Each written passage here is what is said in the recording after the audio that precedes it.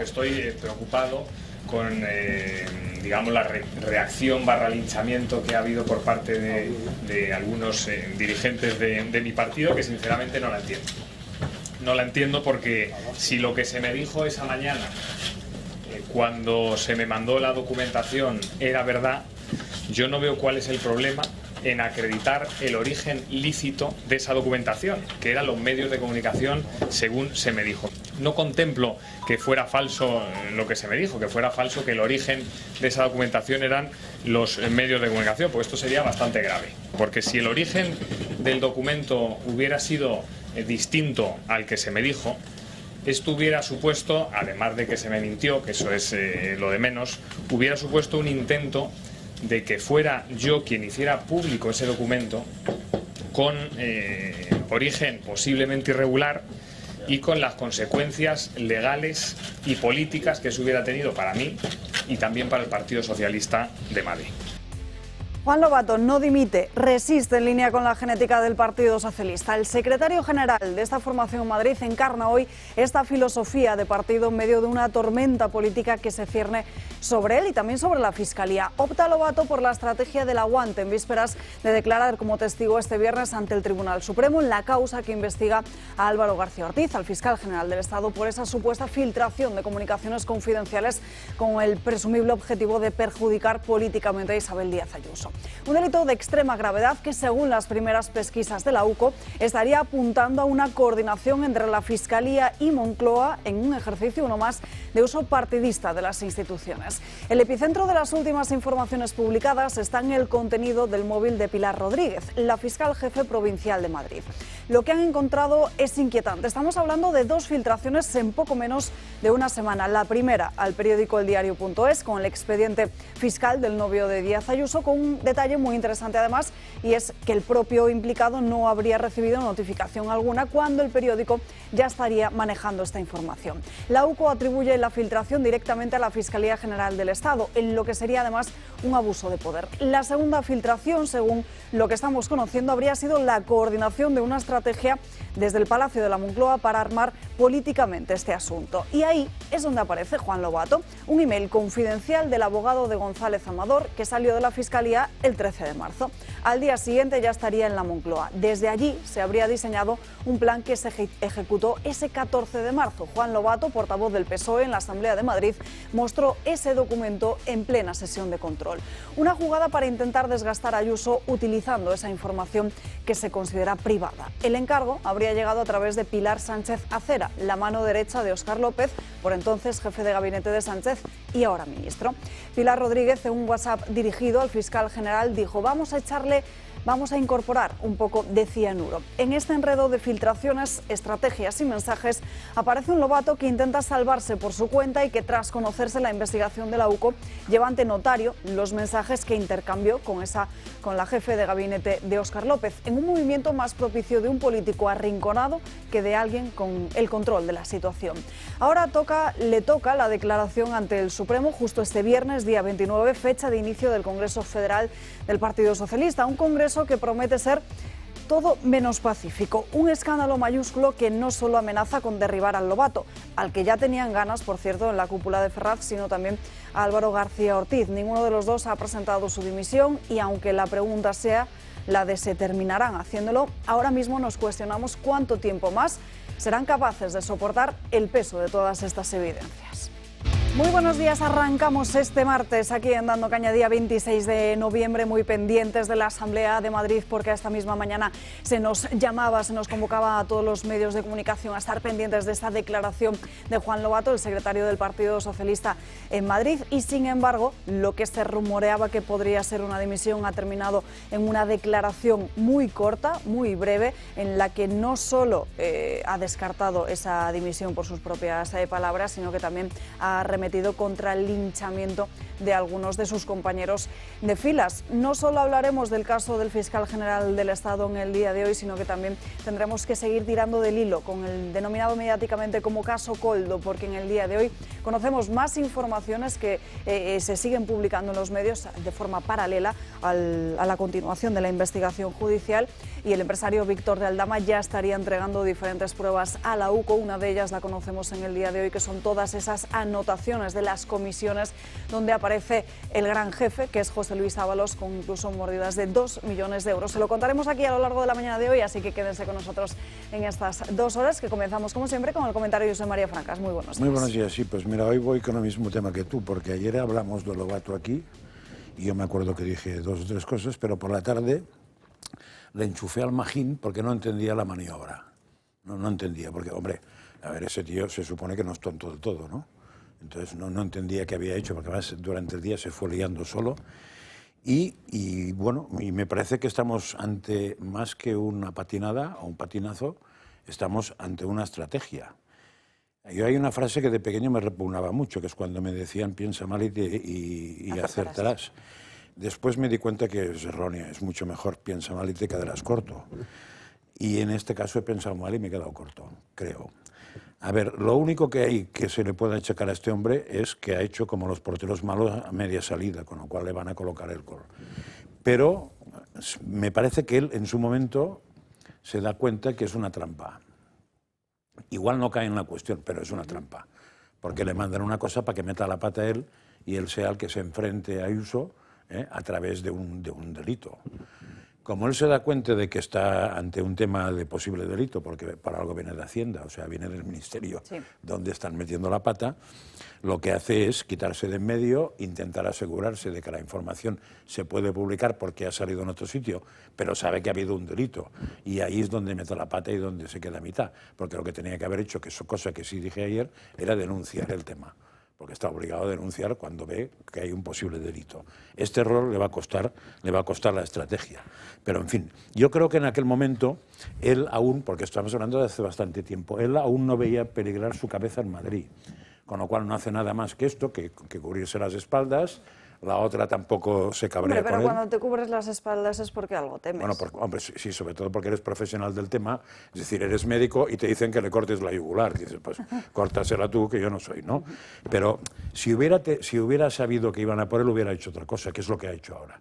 Entonces, cuando empieza a ver que van a por él y se da cuenta además de que al fiscal general del Estado no es que le hayan hecho nada, sino simplemente le han cogido el ordenador, le han cogido el móvil, habrá correos electrónicos, habrá WhatsApps, entonces el tío es cuando dice, cuidado, es cuando se da cuenta que la trampa que no cayó iba por él y que igual hay segundas partes. Y entonces es cuando se va al notario. Y la maniobra que creo que es más inteligente de ese chico, que la puse ayer por la noche, eso no me lo inventó, yo ayer puse en Twitter, Lobato, ¿pretendes llevarte por delante a Óscar López? Vaya jugada. Yo creo que se pretende llevar a Óscar López y es vaya jugada, porque después ha pensado, y entonces ha dicho así, me lo has hecho tú, pues entonces monta todo el show, no de ir al notario, que eso ya estaba hecho, sino de aprovechando que en ABC se han enterado de no sé qué, salir y empezar a filtrar nombres que nos van a llevar a Óscar López, porque era el jefe, con lo cual se acaba de quitar el que podía competir con él, que por cierto no es ningún genio, porque ya expliqué aquí que cuando lo pusieron de cabeza de lista en Castilla y León ni siquiera aguantó una selección, o sea, en las primeras elecciones lo tuvieron que cambiar porque no tiene tirón, pero en fin, me parece que Lobato va a dar batalla y no va a ser un hueso fácil de comer, pero sí que con la media salida tiene un problema jurídico. Ahora hablaremos de esa batalla porque no estoy del todo de acuerdo con lo que ha dicho Francas y él se congratula de ello. En fin, saludamos rápidamente al resto de invitados que nos acompañan esta mañana. Isaac Parejo, muy buenos días. Muy buenos días. Carlos Flores, ¿qué tal? Y en último Muy buenos días.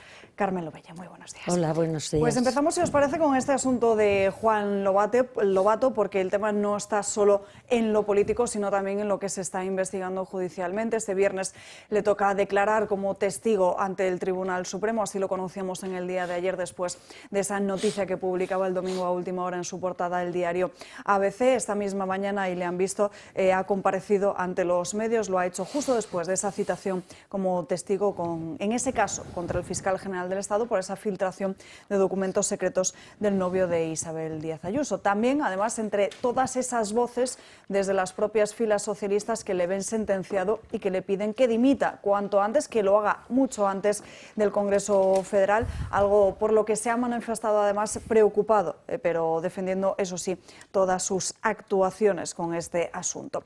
En las últimas horas también podíamos podíamos leer en el diario El País esa desconfianza hacia Juan Lobato. Cuenta este periódico, afín a Ferraz y a la Moncloa, que la desconfianza en torno a Juan Lobato viene de lejos. Creo que podemos ver esa noticia que hoy publica El País, pues no podemos verla todavía. Desde el Partido Socialista, como decíamos, piden esa dimisión y esa desconfianza que no sería solo con este asunto, sino que vendría gestándose desde hace bastante tiempo. Lo más relevante que hemos conocido en estas últimas horas, los nuevos informes de la UCO que señalan directamente a Álvaro García Ortiz.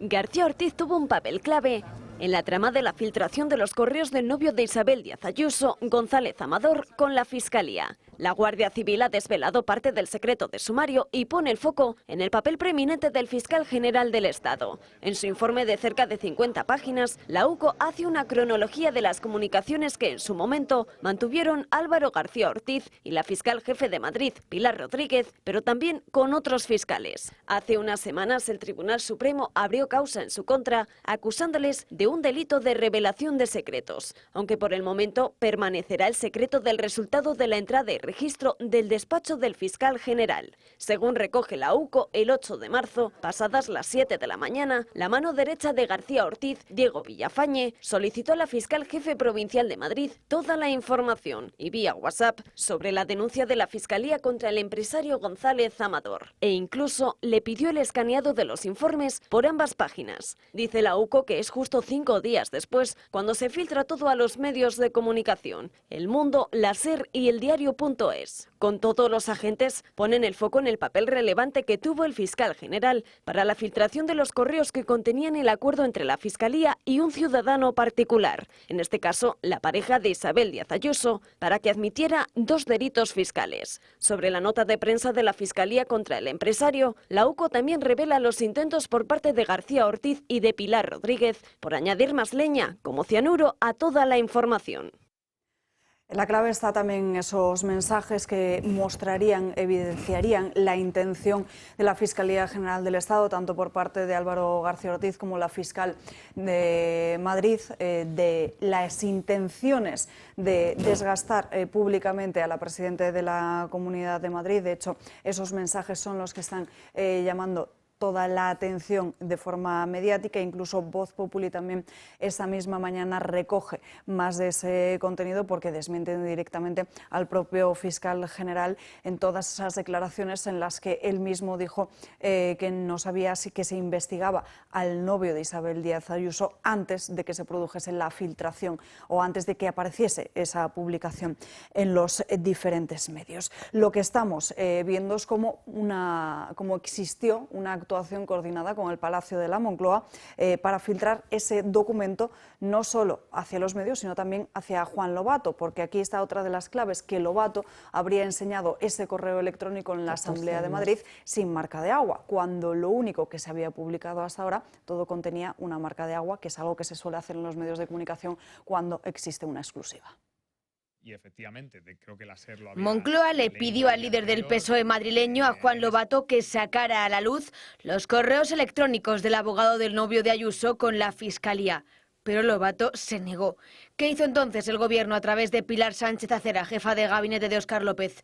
Según publica en exclusiva el diario ABC, decide filtrar el documento a la prensa. Es entonces cuando Juan Lobato va a una notaría de Madrid para dejar constancia de los mensajes que recibe de Sánchez Acera, para que quede por escrito que él se negó a compartir dicha información ante la posibilidad de verse implicado legalmente. Un seguro que nos garantizara que si nos atacaban porque nos acusaran de que la Fiscalía nos dio información, que quedara claramente acreditado, como así está, que a nosotros no nos da la Fiscalía ni una información de nada en absoluto y que todo nos llega, tanto a Pilar como a mí, por vía de los medios de comunicación. La conversación que tengo con Pilar esa mañana es la normal de cada pleno, de oye, hoy sácale esto, está este documento con el correo, y yo lo que le pregunto es, ¿y este correo de dónde lo hemos sacado?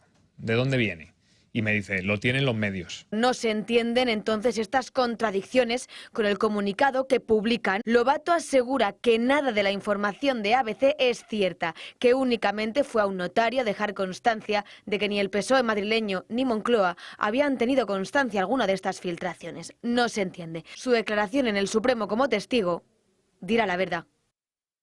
Lo veremos este viernes y veremos cuál es también la estrategia que prepara el propio Lobato, y si queréis lo podemos dividir en dos cuestiones, que es por un lado la lectura política del asunto, el papel de Lobato ante el Partido Socialista en vísperas de ese Congreso Federal, en un momento en el que estaba ya desacreditado por los suyos y en los que públicamente también hemos visto cómo salían directamente a cargar contra él, y la lectura judicial en connivencia también con Moncloa, que es esa campaña orquestada directamente para atacar a una líder de la oposición. Carmen.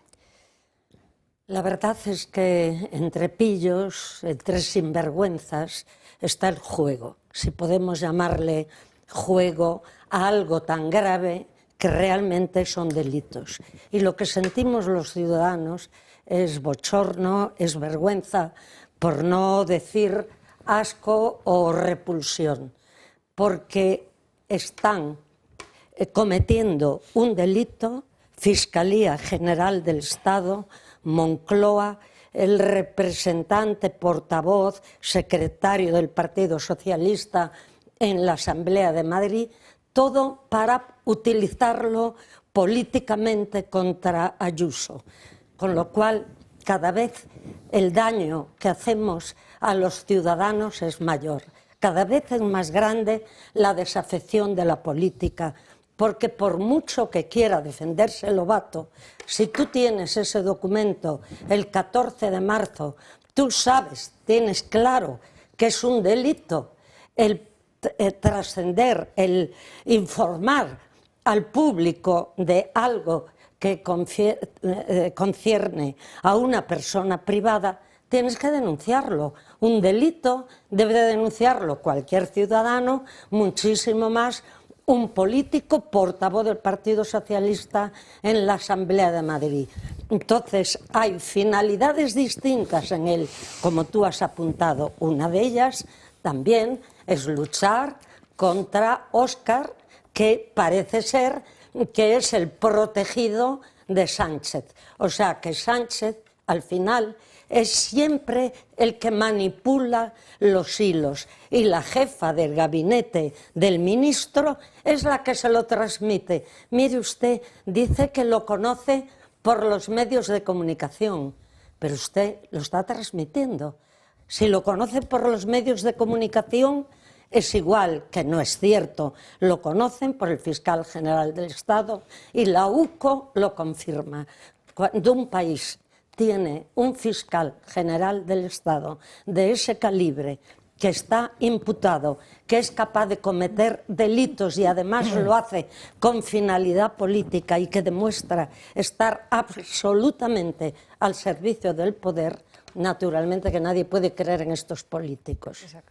Bueno, yo no sé si Juan Lobato es el más listo de su clase, yo siempre he pensado que es medio retrasado, pero bueno, aquí ya lo está demostrando porque está manteniendo una versión que no va a poder mantener cuando le citen como testigo, porque los testigos no pueden mentir. Entonces es absurdo que esté dando esta versión, porque para que nos entendamos todos, hay dos versiones, ¿no? La que dice la ABC, que es que Juan Lobato recibió un WhatsApp con un supuesto PDF donde se explicaba ese acuerdo entre el novio de Ayuso y la otra parte, y luego está la versión de Juan Lobato que dice que no, que en ese WhatsApp lo que se incluía era una información supuestamente que habían dado los medios de comunicación. No ha dicho, ¿no? Eso, ha dicho lo mismo. No, Juan Lobato ha dicho que a él lo que le decían en el WhatsApp es que esa información ya estaba en los medios de comunicación. Eso sí, claro. Pero porque cuando pregunta... Bueno, me he explicado mal.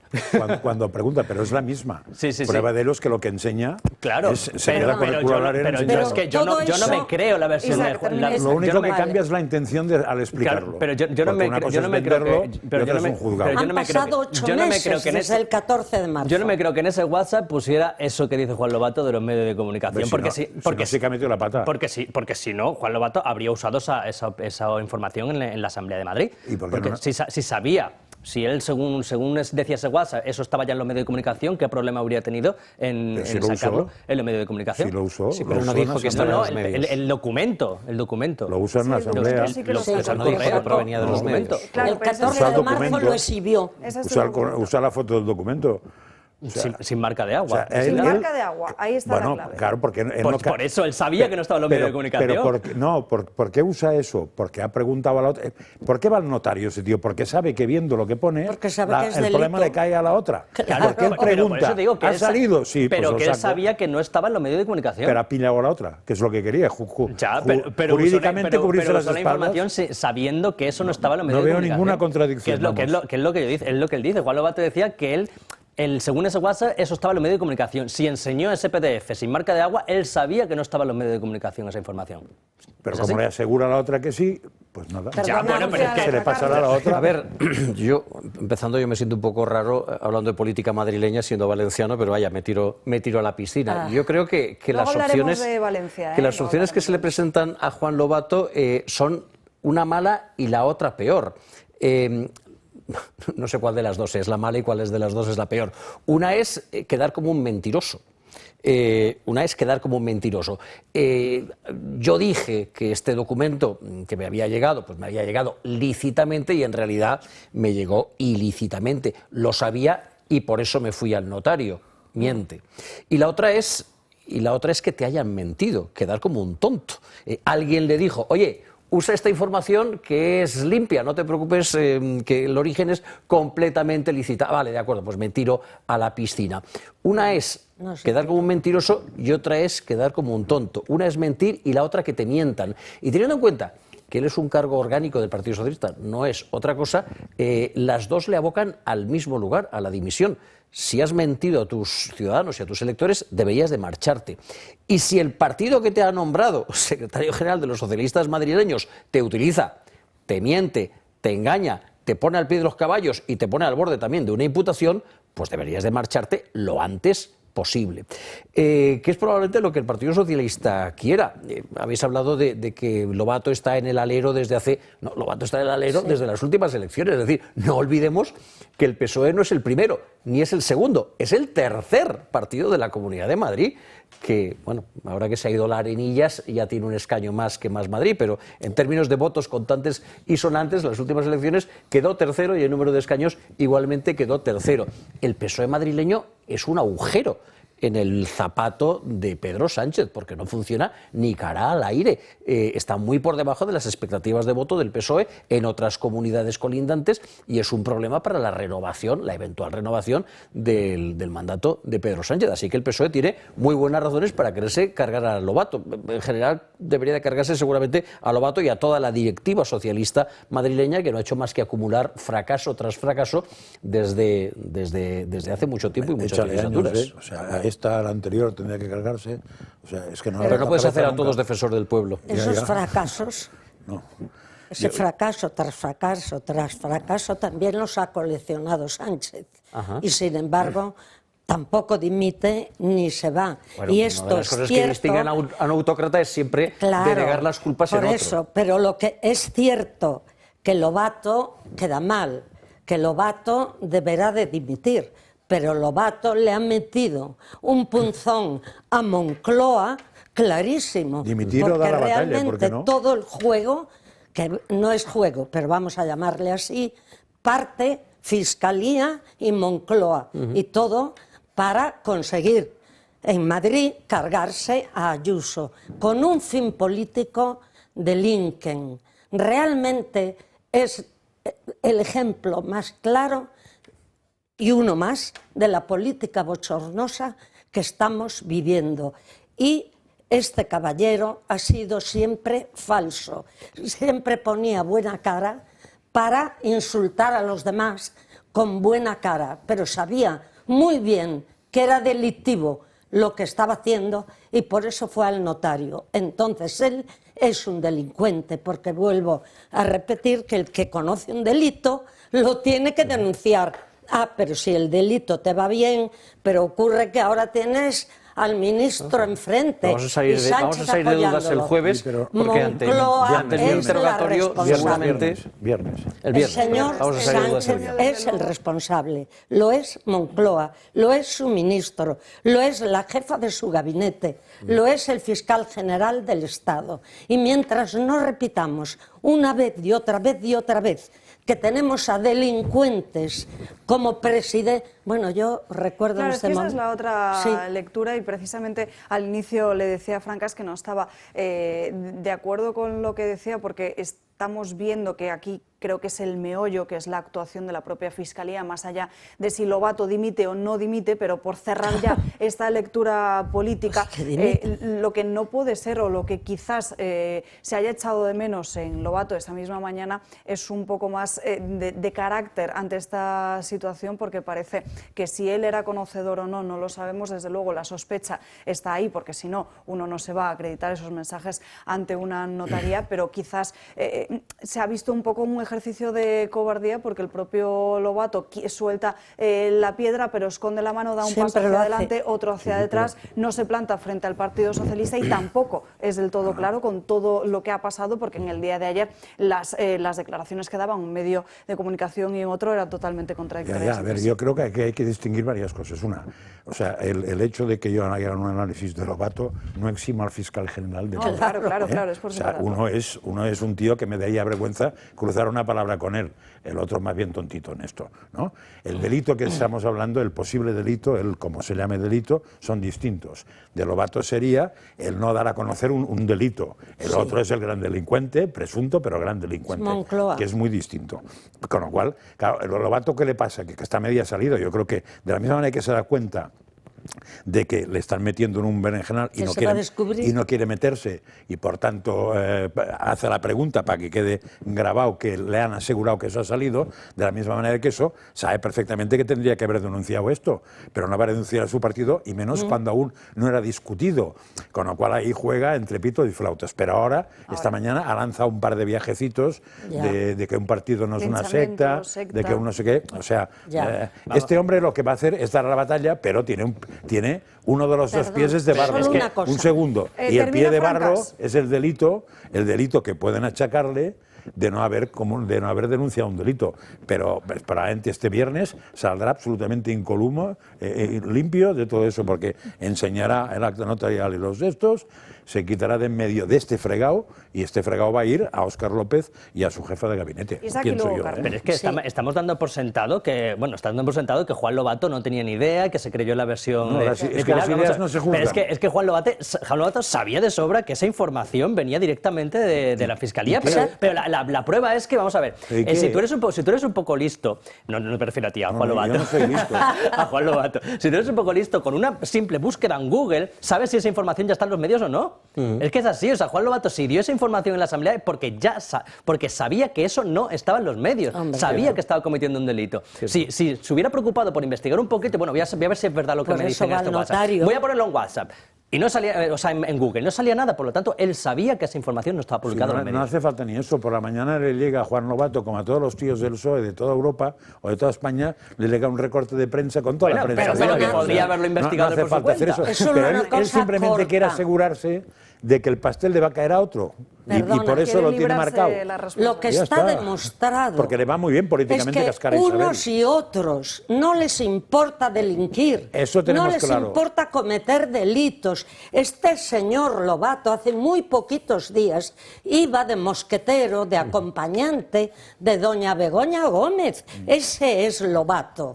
¿Por qué pelea? Por conservar su puesto. Algunos no. Entonces, ¿qué ejemplo estamos dando a los españoles? De que son una porquería que todos tienen estos, que terminar con este tipo de hacer política y que hay que repetirlo una vez y otra vez. Mirad, mañana es San Raimundo Llull, que tanto admiran, con razón, los de Baleares y los catalanes, porque escribió maravillas en catalán, pero podemos hablar de otros. ¿Quién dijo, amé la justicia, aborrecí la iniquidad?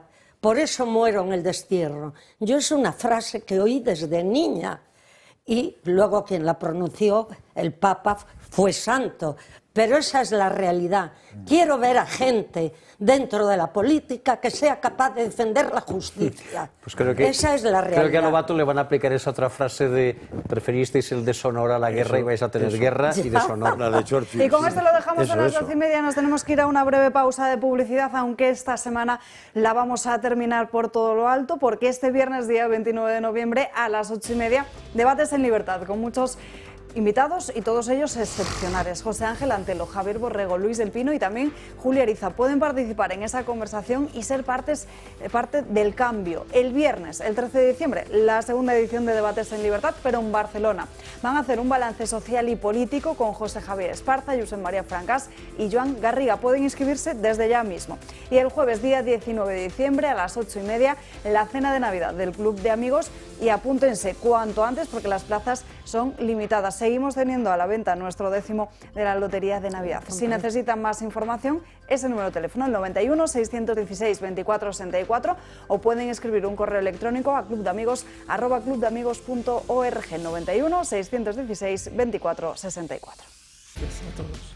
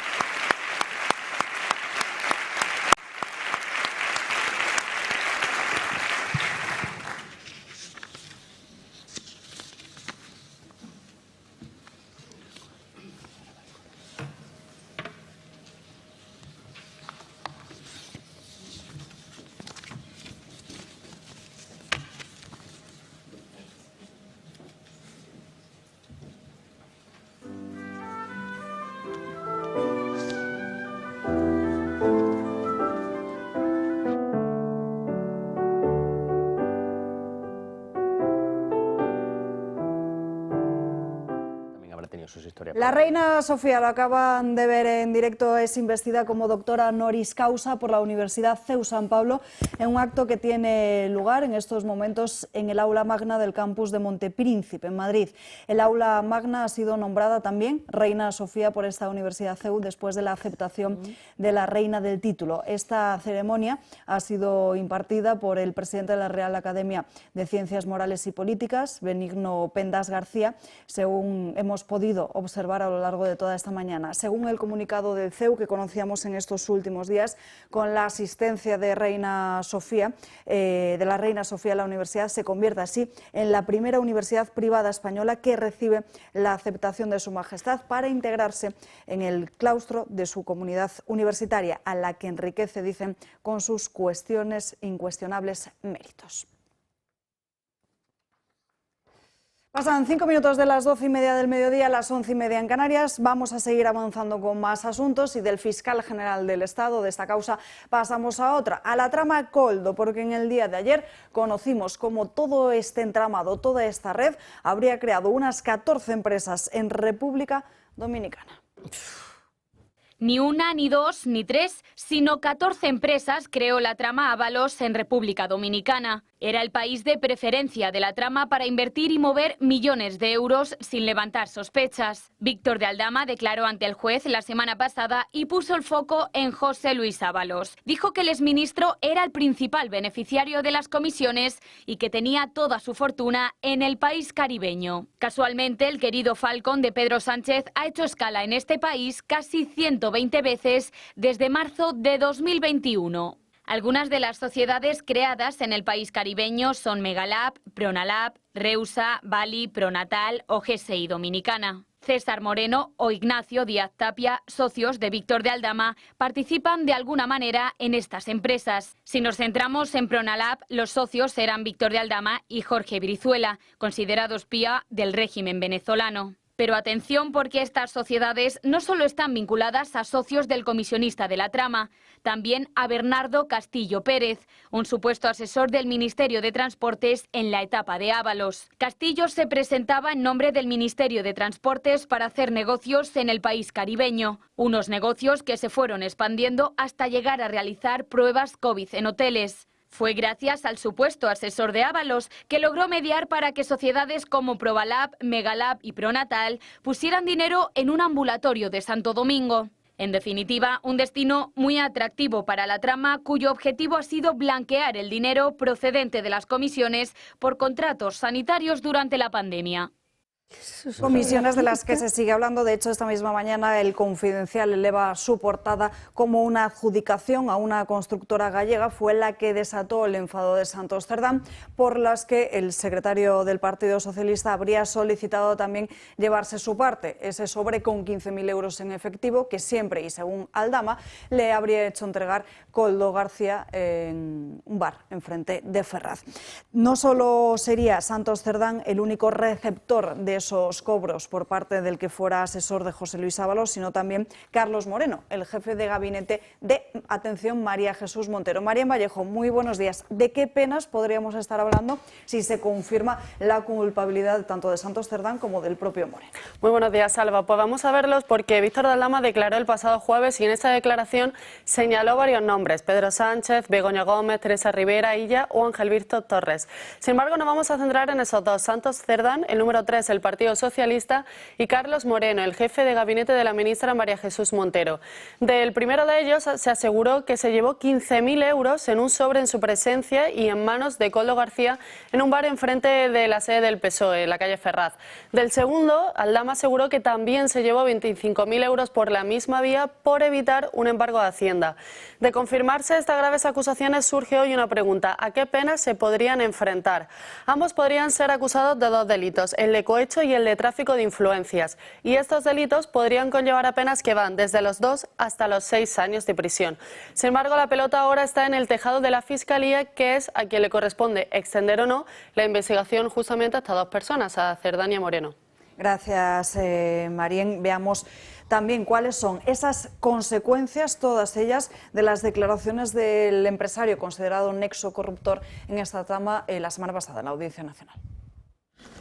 En el PSOE esconden su nerviosismo, pero lo cierto es que Sánchez podría ser llamado a declarar en la comisión que investiga la trama Koldo en el Senado. En el PP mantienen la puerta abierta a esta posibilidad, aunque cargan en todo caso la responsabilidad sobre la mesa que preside precisamente el Partido Popular. La declaración de Víctor de Aldama refuerza en todo caso las imputaciones sobre el exministro Ábalos y quien fuera su asesor, Koldo García. Una de las acusaciones populares en la causa ha pedido al instructor del caso, el juez Ismael Moreno, que vuelva a pedir al comisionista que declare esta misma semana para dar respuesta a los asuntos que quedaron pendientes. Piden también la declaración de la mujer de Sánchez, Begoña Gómez, e incluso de Santos Cerdán, número 3 de los socialistas, por el presunto cobro de comisiones. Anticorrupción, de hecho, destaca este hecho, que afecta incluso al jefe de gabinete de la ministra Montero, Carlos Moreno. Este último habría recibido 25.000 euros en mano y Santos Cerdán 15.000, y ambos habrían constituido sendos delitos de cohecho. Aldama, sin embargo, no ahondó en su declaración voluntaria en el hecho de que el secretario general del PSOE habría recibido un dinero en respuesta al cupo vasco, es decir, pagos en B por adjudicaciones de obra en el País Vasco. Una presunta financiación opaca que afecta al PSOE y que su abogado desveló que ya se comentaría en sede judicial en otra ocasión. También Víctor de Aldama disparó contra Begoña Gómez, la implicó, habló de ella en unas reuniones en las que estaría presente Teresa Rivera para esos proyectos de la España vaciada, Marín. Así es, la semana pasada durante esa declaración Víctor de Aldama señaló entre muchos otros nombres a Begoña Gómez y a Teresa Rivera. Según Aldama, ambas se reunieron al menos una vez para un proyecto de la España vaciada. Ahora, menos de una semana después de esa declaración, vuelve a ver la luz una entrevista que concedió Begoña Gómez en el año 2018 explicando precisamente lo que parece ser ese proyecto. Este último año yo destacaría un proyecto que es el proyecto de la repoblación, es decir, estamos durante todo el 2018 promoviendo con diferentes actos y eventos las posibilidades que hay más allá de las grandes ciudades. A lo que Begoña Gómez hacía referencia era un proyecto fallido con Globalia, pero que lideraba Guacalúa, que fue bautizado como Hola Pueblos. ¿Y en qué consistía? Pues se trataba de comprar pueblos abandonados que estuviesen en venta para luego hacer alojamientos turísticos ofreciendo una experiencia premium en la cultura, historia y en la gastronomía local. Es decir, hacerlos un gran atractivo turístico para que la gente fuese a visitarlos. De hecho, llegaron a hacer una lista de hasta 100 pueblos y aldeas que tenían un patrimonio histórico recuperable B o algo distinto. Sin embargo, al llegar la pandemia, este proyecto se canceló porque Globalia dijo que no podía hacer frente. El Ministerio de Transición Ecológica, el de Teresa Rivera, era quien iba a patrocinar y dar apoyo a este proyecto. Y en este contexto es cuando se supone que se produjeron esas reuniones entre ambas que asegura Aldama. Sin embargo, otro proyecto amadrinado por Begoña Gómez, pero liderado en este caso por el Hueco Labs, sí que recibió subvenciones. El objetivo era el mismo, repoblar la España vaciada. Desde diciembre del año 2020 ha obtenido más de 1.700.000.000 de euros en subvenciones estatales, concretamente del Ministerio de Exteriores y del de Transición Ecológica de Teresa Rivera.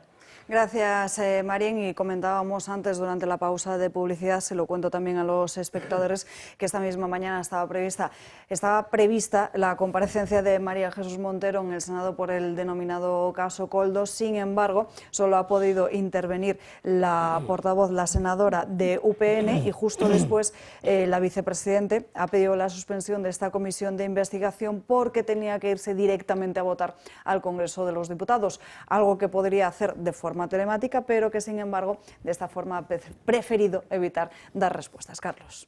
Pues completamente irregular.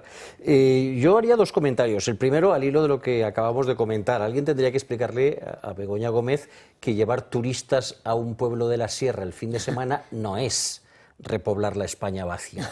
Repoblar la España vaciada es dar oportunidades a la gente que vive en esos municipios, los que no han muerto ya del todo y los que son todavía recuperables, es darles oportunidad para cultivar sus tierras, darles oportunidad para comercializar sus productos, y eso comporta darles conectividad, darles un tejido ferroviario o de carreteras que les permita desplazarse, darles educación y darles salud. Y eso no tiene absolutamente nada que ver con las ideas chachipirulis de fin de semana de Begoña Gómez y sus progresistas.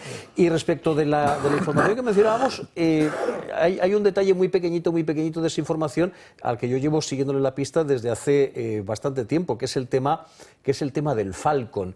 Haga usted la prueba, busque en Google Falcon transparencia y descubrirá usted la larguísima lista de ocasiones en las que distintos medios de comunicación y, por supuesto, también distintos partidos han tratado de acceder a los datos sobre el uso del Falcon, dirigiéndose al Gobierno, dirigiéndose a la Administración competente y ya, cuando el Gobierno y la Administración competente desoyen esas llamadas, dirigiéndose al Consejo de Transparencia. Les doy un ejemplo solamente. Vox Populi del mes de abril. Sánchez se rebela contra transparencia para ocultar los vuelos cortos en Falcon que ha hecho por España. La Gaceta de este mes de septiembre. El Consejo de Transparencia exige a Sánchez que haga públicos los viajes de Begoña Gómez en Falcon. The Objective de este mes de marzo. Sánchez evita informar al Congreso sobre los Falcon pese a los fallos judiciales que lo exigen. Es decir, tenemos fallos judiciales que lo exigen, tenemos un Consejo de Transparencia que en este caso sí ha estado a la altura de las circunstancias y ha ordenado al Gobierno brindar esa información, y tenemos un Gobierno absolutamente opaco frente a medios de comunicación y frente a grupos parlamentarios o partidos de la oposición. Claro, luego pasan estas cosas, que descubrimos por casualidad que el Falcon recala en República Dominicana más de lo que yo recalo en mi casa. Exacto. Bueno, falta todavía un gasto más del Falcon, que es el que use Pedro Sánchez para huir a República Dominicana cuando ya no le quede cuando ya esté totalmente asediado, pues cogerá el Falcon y se pirará. Sí, se pirará y a que le abaniquen cuatro negras. Yo quería también comentar cómo el karma es tan inteligente que al final se ha cebado con el Partido Socialista, porque yo quiero recordar cuando los famosos papeles de Bárcenas, ¿no? Los famosos papeles de Bárcenas que tenían tantísima veracidad, ¿no? Que eran anotaciones, no de Bárcenas al final, y era, Bárcenas dice la verdad, todo lo que pone en los papeles de Bárcenas es completamente real, y ahora les ha pasado lo mismo. O sea, estos sobres con dinero supuestamente son, las pruebas que ha dado Aldama son las anotaciones que él mismo ha hecho sobre unos pagos que ha hecho determinado ministerio, etcétera.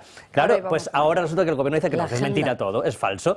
Pero claro, no sé, si dabas veracidad a unas anotaciones de un señor que decía que ciertas personas habían recibido sobresueldos, ahora dices que es falso esas anotaciones operaciones que ha hecho otro señor solo porque afectan a tu partido. Pero bueno, esta mafia, porque al final es una mafia corrupta, yo no sé si la gente se esperaba que ocurriera algo distinto. O sea, es que al final a mí me da la impresión que toda esta trama ha sido montada a través de una convención de proxenetas, ¿no? O sea, viendo a un señor como Koldo García, que le ves andando por el pasillo y parece que acaba de salir de revolcarse de un pozo de mierda, porque luego ves a Ábalos, que parece básicamente lo mismo. Lo siento por hablar así, pero es que es verdad. O sea, es que a mí me parecen una panda de chulos todos. Y básicamente Koldo ya sabemos de dónde salió, que era portero de un puticlub, que eso yo siempre me gusta resaltarlo. O sea, no es algo que yo me diga aquí para insultarle. No, ese señor estaba en la puerta de un puticlub mientras entraba gente. No sabemos si Ábalos llegó a entrar o no. En ese grupo hay más que estuvieron relacionados con ese tipo de cosas y con saunas. Cerdán, ¿no? Lo trajo. Bueno, Cerdán, y con ese apellido, por pues eso, imagínate. el apellido ya dice lo que es.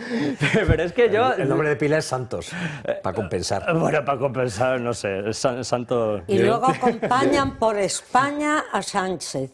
Y después no los conocen. Sí. Y las fotografías son fotografías que se hacen en la calle. La fotografía de este fin de semana del Mundo, de los cuatro, de Koldo, de Santos Cerdán, de Ábalos y de Sánchez, eso está sacado de Puerto Urraco. La convención de proxenetas, que yo digo. Está sacado de la España negrísima. Eso lo sacas en blanco y negro, le pones un poquito de grano de este antiguo y es, no sé, una foto de Camina o Revienta. Es una película de Torrente. Y no dejéis por el camino a Tito Berni, que era la misma historia. Tito Berni es maravilloso. ¿De dónde salió Begoña? Y son los defensores de la mujer.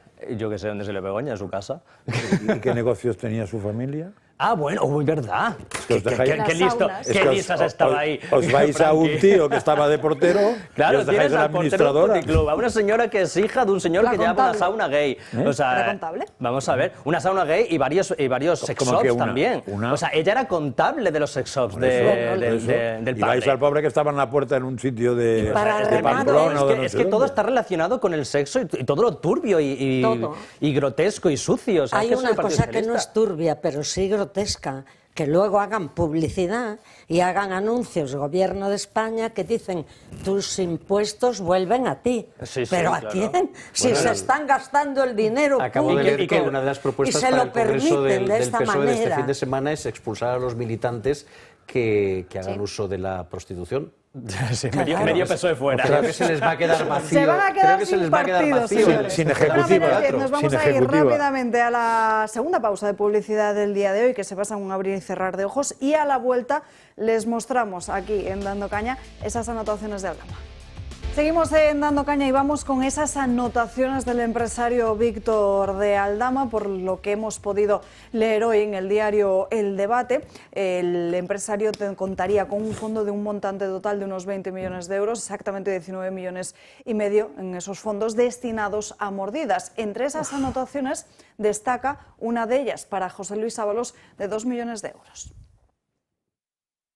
Moncloa saca el paraguas que la lluvia de pruebas parece haber empezado. Como tantas pruebas quiere, que no se preocupe el señor Sánchez, que va a tener pruebas. Ya lo avisó Víctor de Aldama a su salida de Soto del Real, que iba a demostrar todo lo que había dicho, y parece que de momento lo está cumpliendo.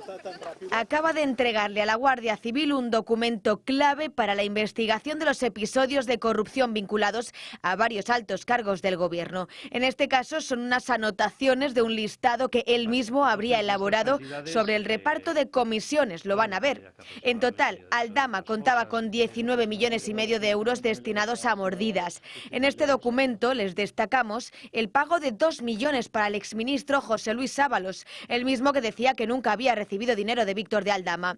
Lo que pasa que su nombre directamente no lo van a encontrar. El Gran es el mote que el comisionista usaba para él en sus anotaciones. Así lo aseguró Aldama en sede judicial, que de esta manera es como se refería al ministro Ábalos. Pero no es el único que llama la atención. Koldo García, el asesor de Ábalos, está anotado como Goblins. A él se le apuntan 500,000 euros y al lado de la cifra escribió la palabra casa. La UCO sospecha que es el dinero del chalet de Sotogrande que se alquiló para Ábalos. Hay muchos otros apodos en la lista que aún no sabemos a quién se refiere Aldama, como Volarque, J. Core, Israel, Cristian o Bernardo, que reciben 3 millones de euros, uno 200.000, 100.000 euros y otros 200.000. Víctor de Aldama se ha comprometido a colaborar en todos los procedimientos que tiene abiertos y va por buen camino. Este es otro documento que tiene en su poder el comisionista y que demuestra esa relación con el Ejecutivo de Pedro Sánchez. El logo y sello que aparecen al final del mismo son del Ministerio de Fomento, la denominación que tenía la cartera de Transportes antes de que la asumiera José Luis Ábalos. Un arsenal de pruebas documentales para acreditar su relación con varios miembros del Gobierno, que parece no ha hecho más que empezar. Bueno, todo esto ya está en manos de los investigadores, como decíamos en esta pieza. El gran es José Luis Ábalos, Globins es Koldo, el que fuera su asesor, pero queda por destapar quién está detrás de todos esos seudónimos que aparecen en la lista. Isaac. De todas formas, vamos a ver, estas anotaciones por sí solas no son prueba de nada. O sea, se tiene que demostrar que recibieron esos pagos, porque esos papeles los ha podido hacer él después, al igual que, repito, los papeles de Bárcena, que nunca jamás se pudo demostrar quién era M. Rajoy. Y aquellos eran a mano y se podía comprobar si eran. Claro, los de Bárcena se podían comprobar si eran suyos. Esto está hecho en un Excel y es que a saber, puede ser también, que yo no dudo que esta gente se haya llevado lo más grande, pero al final también cabe la posibilidad de que Aldama esté intentando implicar a gente, pues bueno, para beneficiarse penitenciariamente también. O sea, es otra posibilidad. Pruebas son pruebas y eso no son pruebas. Eso no son pruebas, eso no es nada. Pero repito, si vamos a jugar al juego del Partido Socialista, vamos a darle la veracidad que el PSOE le dio a los papeles de Bárcenas, ¿no? Esto es así. Así que, pero bueno, también quería comentar que esto ocurrió durante la pandemia. O sea, es que parece que se olvida que toda esta trama corrupta ocurrió mientras todos estábamos encerrados, mientras algunos nos dedicamos a denunciar el encierro ilegal desde el primer día. Que lo siento, pero aquí algunos youtubers nos dedicamos a decir que este encierro era ilegal desde el día 1, mientras nos tachaban de irresponsables, de querer matar a los ancianos y de todo, y al final se demostró que era ilegal. Pues al final se ha demostrado que el estado de alarma que el gobierno decretó era precisamente para robar. Y para que todos estuviéramos encerrados calladitos, y mientras los medios de comunicación, que a mí siempre me gusta señalar a los medios de comunicación en este sentido, porque los grandes medios de comunicación, yo lo siento, pero yo no me creo que no se supieran nada de esto. Los medios de comunicación, los grandes medios de comunicación, estaban dedicados a meter miedo a la gente, a llamar irresponsable a la gente, a llamarlos asesinos, a llamarlos de todos, y hablar, era 24 horas COVID, mientras esta gente estaba robando, delinquiendo y atracándonos, básicamente. Y yo lo siento mucho, pero no me creo que grandes medios de comunicación especializados en el periodismo de investigación no supieran absolutamente nada de esto, porque ya se dieron las primeras informaciones en marzo del 2020. Con el abogado Gabriel, ¿cómo se llamaba? Ramiro Grau, fue el primer abogado que destapó toda la trama Koldo. Luego fue el director de Objective, Álvaro Nieto, que siguió también destapando toda esta trama. O sea que ya había muchos indicios para seguir investigando esto, y esto al final ha saltado 3 años después. O sea que los medios de comunicación tienen mucha culpa de lo que está pasando ahora. Carmen. Pero te faltó decir una cosa de los medios de comunicación, que estaban haciendo, recibiendo subvenciones. Claro, es que ahí está la famosa portada de Salimos Más Fuerte. Esa es la realidad, de todos los medios de comunicación. Recibiendo muchísimo dinero y gente que está quebrada, pues ahí están con unos titulares vergonzantes. Aquí no puede culparse solo a Sánchez, hay que culpar a todo el entorno, a quienes le protegen, a quienes le aplauden, no en la calle, pero sí que por favor la gente se quede con eso, que no aplaude a Sánchez el pueblo ni la calle, lo aplauden todos aquellos que cobran, todos aquellos que tienen un puesto que dependen de él, pero también fuimos al momento de la pandemia porque era gravísimo. Yo lo denuncié también a mi manera, incluso escribí un libro y ahí están las fechas, los datos, las señales, que es Diario de Carmen en los 100 días que estuvimos encerrados. De ahí parten los decretos de que cerraron el Parlamento, cuestión que no se le debió de permitir, pero antes vamos a la moción de censura. Pero el señor Ábalos, que era un señor que pasaba por ahí, que ahora Sánchez, con cesarlo de ministro, se lava, y su culpa invigilando. En todo caso, digamos, no, él no recibió, él no robó. Oye, pero era tu mano derecha. Este señor fue el portavoz en la moción de censura contra Rajoy. Yo no estoy defendiendo al PP, pero intento hablar de hechos objetivos. Cierto es que ningún miembro del gobierno, aquel gobierno de Rajoy, estaba imputado. Resulta que ahora todos los imputados, cuando los partidos se lavaban la cara diciendo cuando alguien esté imputado tiene que dimitir o hay que cesarlo. Ahora resulta que los imputan hasta un fiscal general del Estado y continúan. De aquellos barros vienen todos estos lodos. Y aquí hay responsables grandísimos que son el PNV y Junts. Toda la gente de buena fe de Cataluña y del País Vasco deberían de estar denunciando a dos partidos que además tienen a gala decir que forman parte de un gobierno progresista. Pero ¿dónde son progresistas? ¿Por qué son más progresistas que yo?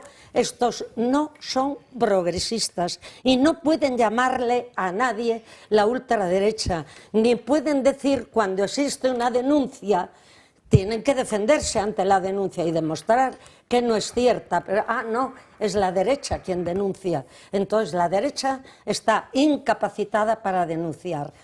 Pero ellos bien se unen cuando le conviene. Se unieron de tal forma que tumbaron un gobierno y ahora mantienen el gobierno de un señor que ha perdido las elecciones. Y que estemos en esta situación, y antes de darle la palabra a Carlos, que ha sido quien me la ha solicitado antes, imagen en directo la que nos está llegando desde Barcelona, porque saben que en estos últimos días se está celebrando el Congreso Confederal de UGT, en el que hoy participa el presidente del Gobierno, 24 horas después de que lo hiciera Alberto Núñez Feijóo. El presidente del Partido Popular decía en el día de ayer que era fundamental que las mayorías volvieran a tomar las grandes decisiones, por si por esas mayorías se refiere a Pepe Álvarez y al sindicato de UGT, que sepan ustedes que antes de esta declaración de Sánchez ha salido ante esos micrófonos el propio Pepe Álvarez, que ha dicho que tenían que seguir trabajando por mantener a Pedro Sánchez en el poder, porque había que mantener esa mayoría. Escuchamos al presidente del Gobierno y enseguida volvemos a la mesa. Yo por eso quiero hoy aquí, ante vosotros, delegados y delegadas, dar las gracias a Pepe por volver a presentarse, por optar a la reelección, por dar un paso al frente y no un paso a un lado o hacia atrás, como hubiera querido la ultraderecha y aquellos intolerantes que no quieren a la izquierda sindical. Muchas gracias, Pepe, por ese compromiso. Porque ese compromiso tiene mucho que ver con todos nosotros y nosotras, las causas que abrazamos, las cuales justifican el por qué hace años nos afiliamos a un partido político, en mi caso el Partido Socialista Obrero Español, o muchos de vosotros y vosotras a la Unión General de Trabajadores. Esos insultos, esas difamaciones, esas cosas que nos dicen de manera directa o en redes sociales o asediando, en este caso, las sedes del Partido Socialista Obrero Español, como estamos viendo durante estos últimos meses, es porque defendemos a la clase trabajadora y a la mayoría social de nuestro país. Porque defendemos la subida del salario mínimo, porque defendemos también la revalorización de las pensiones, porque defendemos una justicia fiscal, porque defendemos el feminismo, el ecologismo, porque defendemos la memoria democrática, porque defendemos las causas justas, por ejemplo la de Palestina en Oriente Medio. Por todo eso nos atacan y por todo eso seguimos aquí en pie, plantando cara a la intolerancia y diciendo que cuando se produzca y se celebre esa batalla democrática en las urnas, les volveremos a ganar como ganamos en 2019 y ganamos en 2023.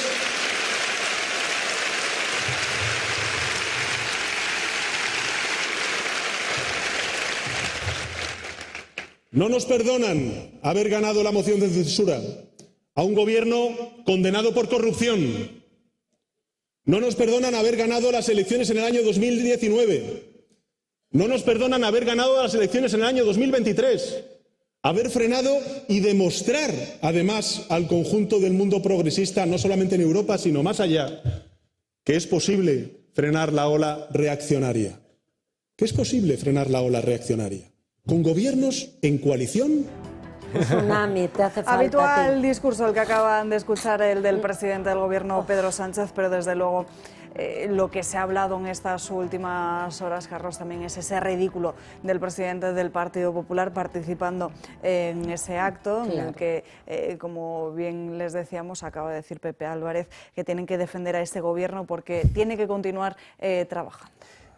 Aquí lo que hay es un pacto de omertá entre UGT y el Partido Socialista. UGT diciendo hay que votar al Partido Socialista y el secretario general del Partido Socialista diciendo que hay que apostar por la UGT y animando a Pepe a presentarse nuevamente a la reelección. Por cierto, para quienes no tengan memoria, Pepe Álvarez lleva 8 años, 8 años como secretario general de UGT. Supongo que Pedro Sánchez le sugiere que se presente porque la tradición en la UGT es renovar sus cargos directivos más o menos al mismo ritmo que lo hacen en Guinea Ecuatorial o que lo hacían en la antigua Unión Soviética. Cándido Méndez fue secretario general de UGT entre el 94 y el 16. Eso me hacen 24 años. Y Nicolás Redondo lo fue entre el 76 y el 94. Eso me hacen otros 18 años. El ritmo de renovación generacional que tiene la UGT, repito, es similar al de la Unión Soviética, en donde uno era relevado como secretario general del PQS varias semanas después de haberse muerto, no antes, sino después de haberse muerto. Dicho esto, estabas hablando antes, Carmen, de los partidos que apoyan al gobierno pese al continuo afloramiento de casos de corrupción. Eso se lo afeaba el otro día Sergio Sayas, diputado del Partido Popular, a todos y cada uno de los portavoces parlamentarios, señalándoles con el dedo en una intervención que, por cierto, interrumpió 2 veces, no una, sino 2 veces el presidente de turno, el socialista de Celis, diciéndoles: ustedes están apoyando a este gobierno, a pesar de que los casos de corrupción afloran día sí, día también. Que el Partido Socialista lo apoye, pues entra de toda la naturaleza del Partido Socialista, pero ustedes están siendo cómplices de esa corrupción al no denunciarla, al hacer oídos sordos, al mirar a otra parte, al votar sí o sí cada una de las cosas que el Partido Socialista les presenta, evidentemente después de la mordida correspondiente, con independencia de que en el mismo titular o en la misma portada del periódico de mañana vaya a venir que esta medida se ha aprobado y vaya a venir el nuevo escándalo de corrupción del PSOE. Alguien tendría que pedirle cuentas al PNV, a Esquerra, a Junts, a BNG, a Bildu evidentemente también, que se supone que son de izquierdas y todas estas cosas y limpios, ¿no? Alguien tendría que pedirles cuentas de lo que están haciendo. Y por cierto, ya una última postilla, también tú hablabas de karma, pues efectivamente el karma está aquí operando. Si Aldama es un delincuente que estaba en la cárcel y que está intentando escapar de una condena, ¿qué creen ustedes? ¿Quién se cree ustedes que declaraba en su día contra Paco Camps o declaraba en su día contra Eduardo Zaplana en la Comunidad Valenciana? ¿Qué se creen ustedes? ¿Que los testimonios contra Camps o contra Zaplana venían del Arcángel San Gabriel que bajó a dar documentos y a dar testimonios? Pues venían también de otros tan granujas, en este caso como Zaplana. Camps salió absuelto, que tenían mucho interés en sacudirse las pulgas. Y la credibilidad que se le daba por parte del Partido Socialista a estas declaraciones era absoluta. Bueno, pues karma tienes aquí. No, es muy poco porque habéis dicho eso y todo, pero claro, cuando se da credibilidad por la persona y no por las pruebas, tenemos un problema. Entonces, en justicia lo que hay que hacer es ir a las pruebas, lo de Agamenón y su porquero, ¿no? Pues eso, entonces a mí me da igual que el que denuncie sea un santo varón o un hijo de la Gran Bretaña.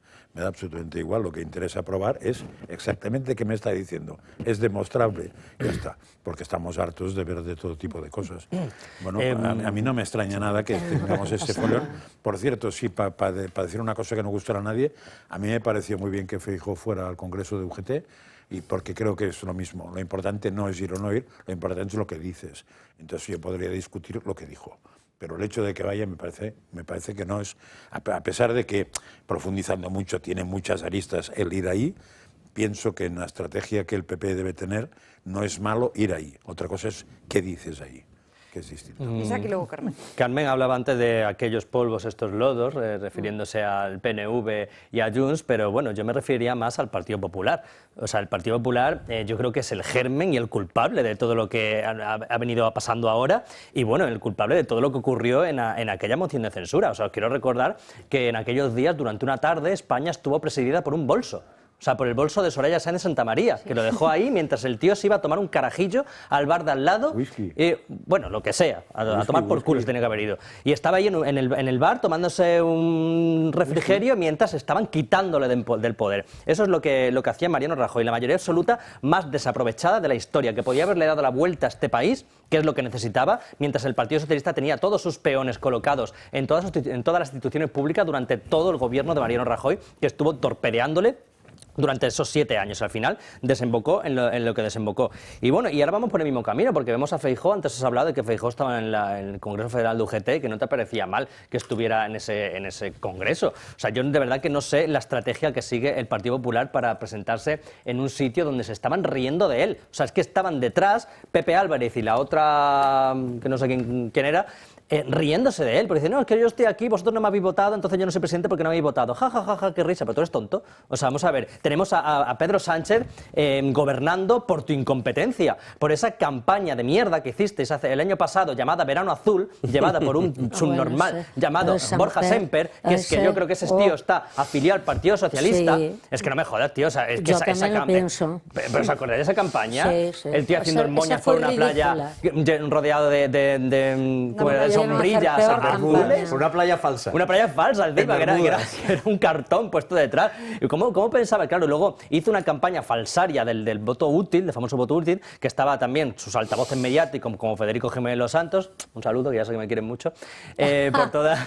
que al final mucha gente buenamente pues se creyó esa tontería del voto útil y al final pues al Partido Popular le sobraron votos por todos lados, porque el Partido Popular con casi 1 millón de votos menos hubiera sacado los mismos escaños. Y esa gente que buenamente iba a votar a Vox y al final se fue al Partido Popular, pues igualmente Vox habría tenido 10 escaños más y no tendríamos a este señor. O sea, el culpable de todo lo que está pasando siempre es el Partido Popular, porque está obsesionado en dorarle la píldora a la izquierda, en rogarle perdón y piedad a la izquierda y nunca los van a votar, siempre yo lo digo, nunca os van a votar, jamás. O sea, por mucho que le hagáis la pelota a la izquierda, al PSOE, que seáis los más progres, que os subáis a un balcón con una pancarta feminista, no os van a votar nunca. O sea, es que en las últimas elecciones el Partido Socialista sacó 1 millón de votos más, ¿vale? Y el PP subió porque absorbió a Ciudadanos y un poquito de Vox, pero no le votó ni un socialista. Y ellos siguen ahí, ahora van al Congreso de UGT, que yo no sé qué esperan, que les voten los de UGT.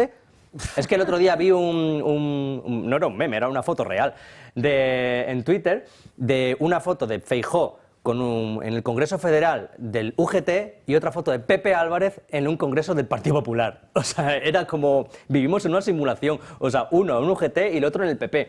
Pues al final, el compadreo con las mafias corruptas como UGT, que por cierto deben 40 millones en la Junta de Andalucía, a ver cuándo se dignan a devolverlos, que son los que estaban implicados en el caso de las facturas falsas, en el caso de los ERE, también tiene su implicación UGT, pues ahí estaba este señor blanqueándoles, ¿no? Que por cierto, tampoco he visto a los de UGT sacando barro en Valencia, que ya se podrían manchar un poquito, como han hecho otros. Eso sí que les saldrá caro, no haber estado ahí. Sí, sí. Decía el gran Adenauer que la mejor forma de que te coma el tigre no es calmarlo, es pasarle la mano por el hombro. Y eso realmente es lo que desgraciadamente hace el PP con frecuencia. Tienes que enfrentarte, tienes que decir cuál es la verdad y a lo que te opones, pero luego no puedes estar cada día diciendo quiero pactar con aquellos que estoy criticando. Ahora le ofrezco la moción de censura a ver si me apoya el PNV y Junts. No, no señor, ofrezca usted, voy a luchar hasta las elecciones y siempre, porque quiero ganar, porque no quiero depender de esos votos. Sin embargo, de aquellos que de verdad depende, no quiere decirlo. Pero por mucho que te votara PNV o Junts, si no te vota Vox, tampoco vas a tener un gobierno. Realmente no se trata de criticar aquí a un partido político que en este momento no está en el gobierno, pero sí tenemos la obligación quizá por ética, de decir aquello que sentimos y que lo siente mucha gente en la calle y que te dicen, ¿qué pasa con la oposición? ¿Pero qué está haciendo? Hemos visto ahora ahí a un presidente con fortaleza, echándole cara, poniéndose a la espalda todo lo que está pasando y diciendo hemos ganado y vamos a ganar. Eso es lo que tiene que hacer un líder político, la verdad. Sánchez es el político Entonces, perfecto. Necesitamos el líder político y también que desaparezcan de alguna manera, porque yo los veo a veces en televisiones que defienden, dicen que defienden a la derecha o al Partido Popular o a la derecha y llevan a gente que dicen no, es que este de política sabe mucho, es un comentarista político y ese comentarista político lo que se dedica a decir es lo contrario de lo que has dicho tú. No, es que el PP no puede ir hacia la derecha, es que el PP tiene que sacar los votos de la izquierda y del centro izquierda y es lo que tú has dicho. Si no los va a sacar, si esa, que miren las estadísticas y a ver quiénes son esos comentaristas políticos.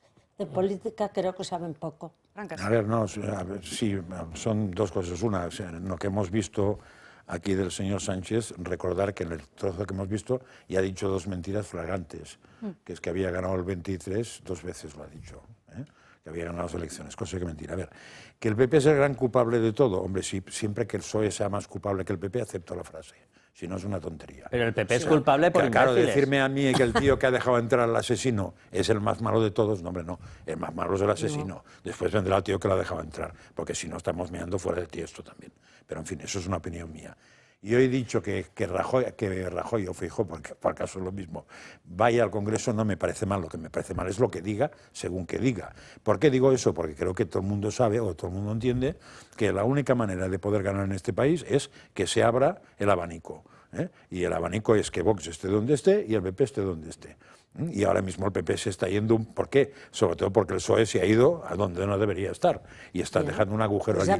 ¿Que el votante del PSOE no votará nunca al PP? Bueno, pues igual algunos sí, o igual gente que no votaría al PP porque le da no sé qué, lo vota. Me da igual, con que consiga alguno ya me sirve. Pero a mí no me repugna ir a esos sitios.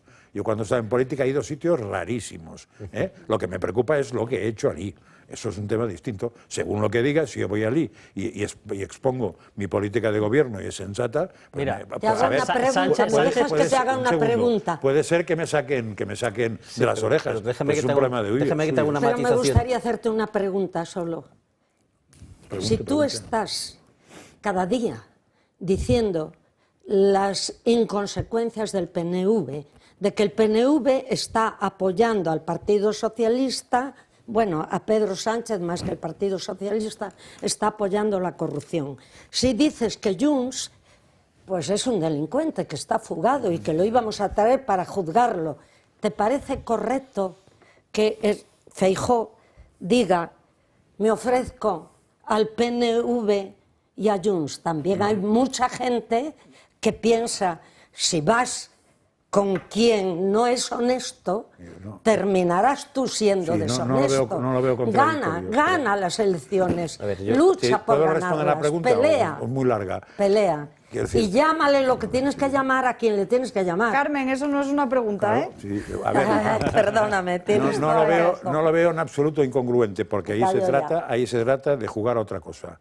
Y aquí ha salido una vez. Para mí, el mal mayor de España se llama Pedro Sánchez y que gobierne. Supuesto. Con lo cual, estoy dispuesto a negociar con el que haga falta, con tal de que echen a ese tío, y entonces el problema volverá a ser... Pan no para con hoy, quién, hambre para mañana. No con quién negocio, sino qué negocio. Efectivamente. Estamos otra vez como antes. No dónde voy, sino qué digo. No lo que sino lo que hago. Para mí es esto. No lo que escribo en un papel, sino lo que se puede aprobar en un juicio. Es lo mismo. Entonces, yo estoy dispuesto a negociar con Junts y con otro, según que negocie. ¿Por qué? Porque me quiero quitar al otro, que creo que es lo peor. Es que perfectos no hay ninguno. Y probablemente aquí tampoco. Sería una matización. Yo es que no creo que, iba a decir Rajoy o Feijóo, no creo que Feijóo fuese al Congreso de UGT a vender su programa, a dar un mitin o a captar electores. Yo creo que fue por cortesía. Este tipo de asistencias son pues un elemento de cortesía. Le invitamos a usted para que venga porque es el líder de un... Vale, estupendo, fantástico.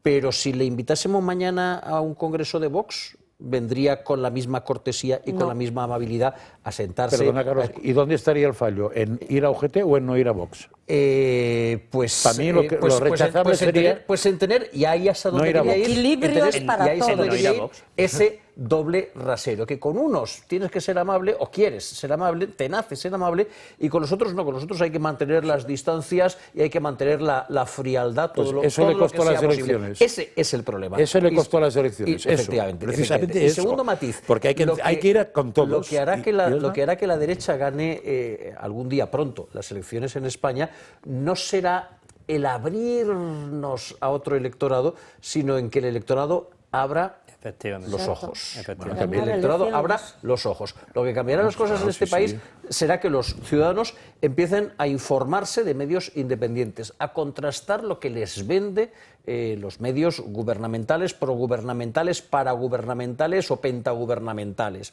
Que los ciudadanos se atrevan a salir de su zona de confort y de los partidos de siempre y que se impliquen en otras alternativas. Que los ciudadanos que no votan vayan a votar, porque estos son siempre los que marcan la diferencia. Claro, y que voten según realidad y no según estereotipos ni según San Benito. Yo creo que en un momento en el que hay cada vez más ciudadanos descontentos con todo, cada vez más ciudadanos indignados con todo y cada vez más medios de comunicación alternativos, y no hay más que ver la preocupación de los medios de comunicación convencionales, léase la portada del País de antes de ayer, pues eso a mí me genera una cierta confianza en que efectivamente los ciudadanos se van a abrir los ojos ante la realidad y ante las alternativas de política. Y si Feijóo es capaz de ir a un congreso de UGT, eso abre más los ojos que no ir, porque decir, esos son el mal, escupirles y tal, que es la filosofía de algunos, que a mí no me funciona.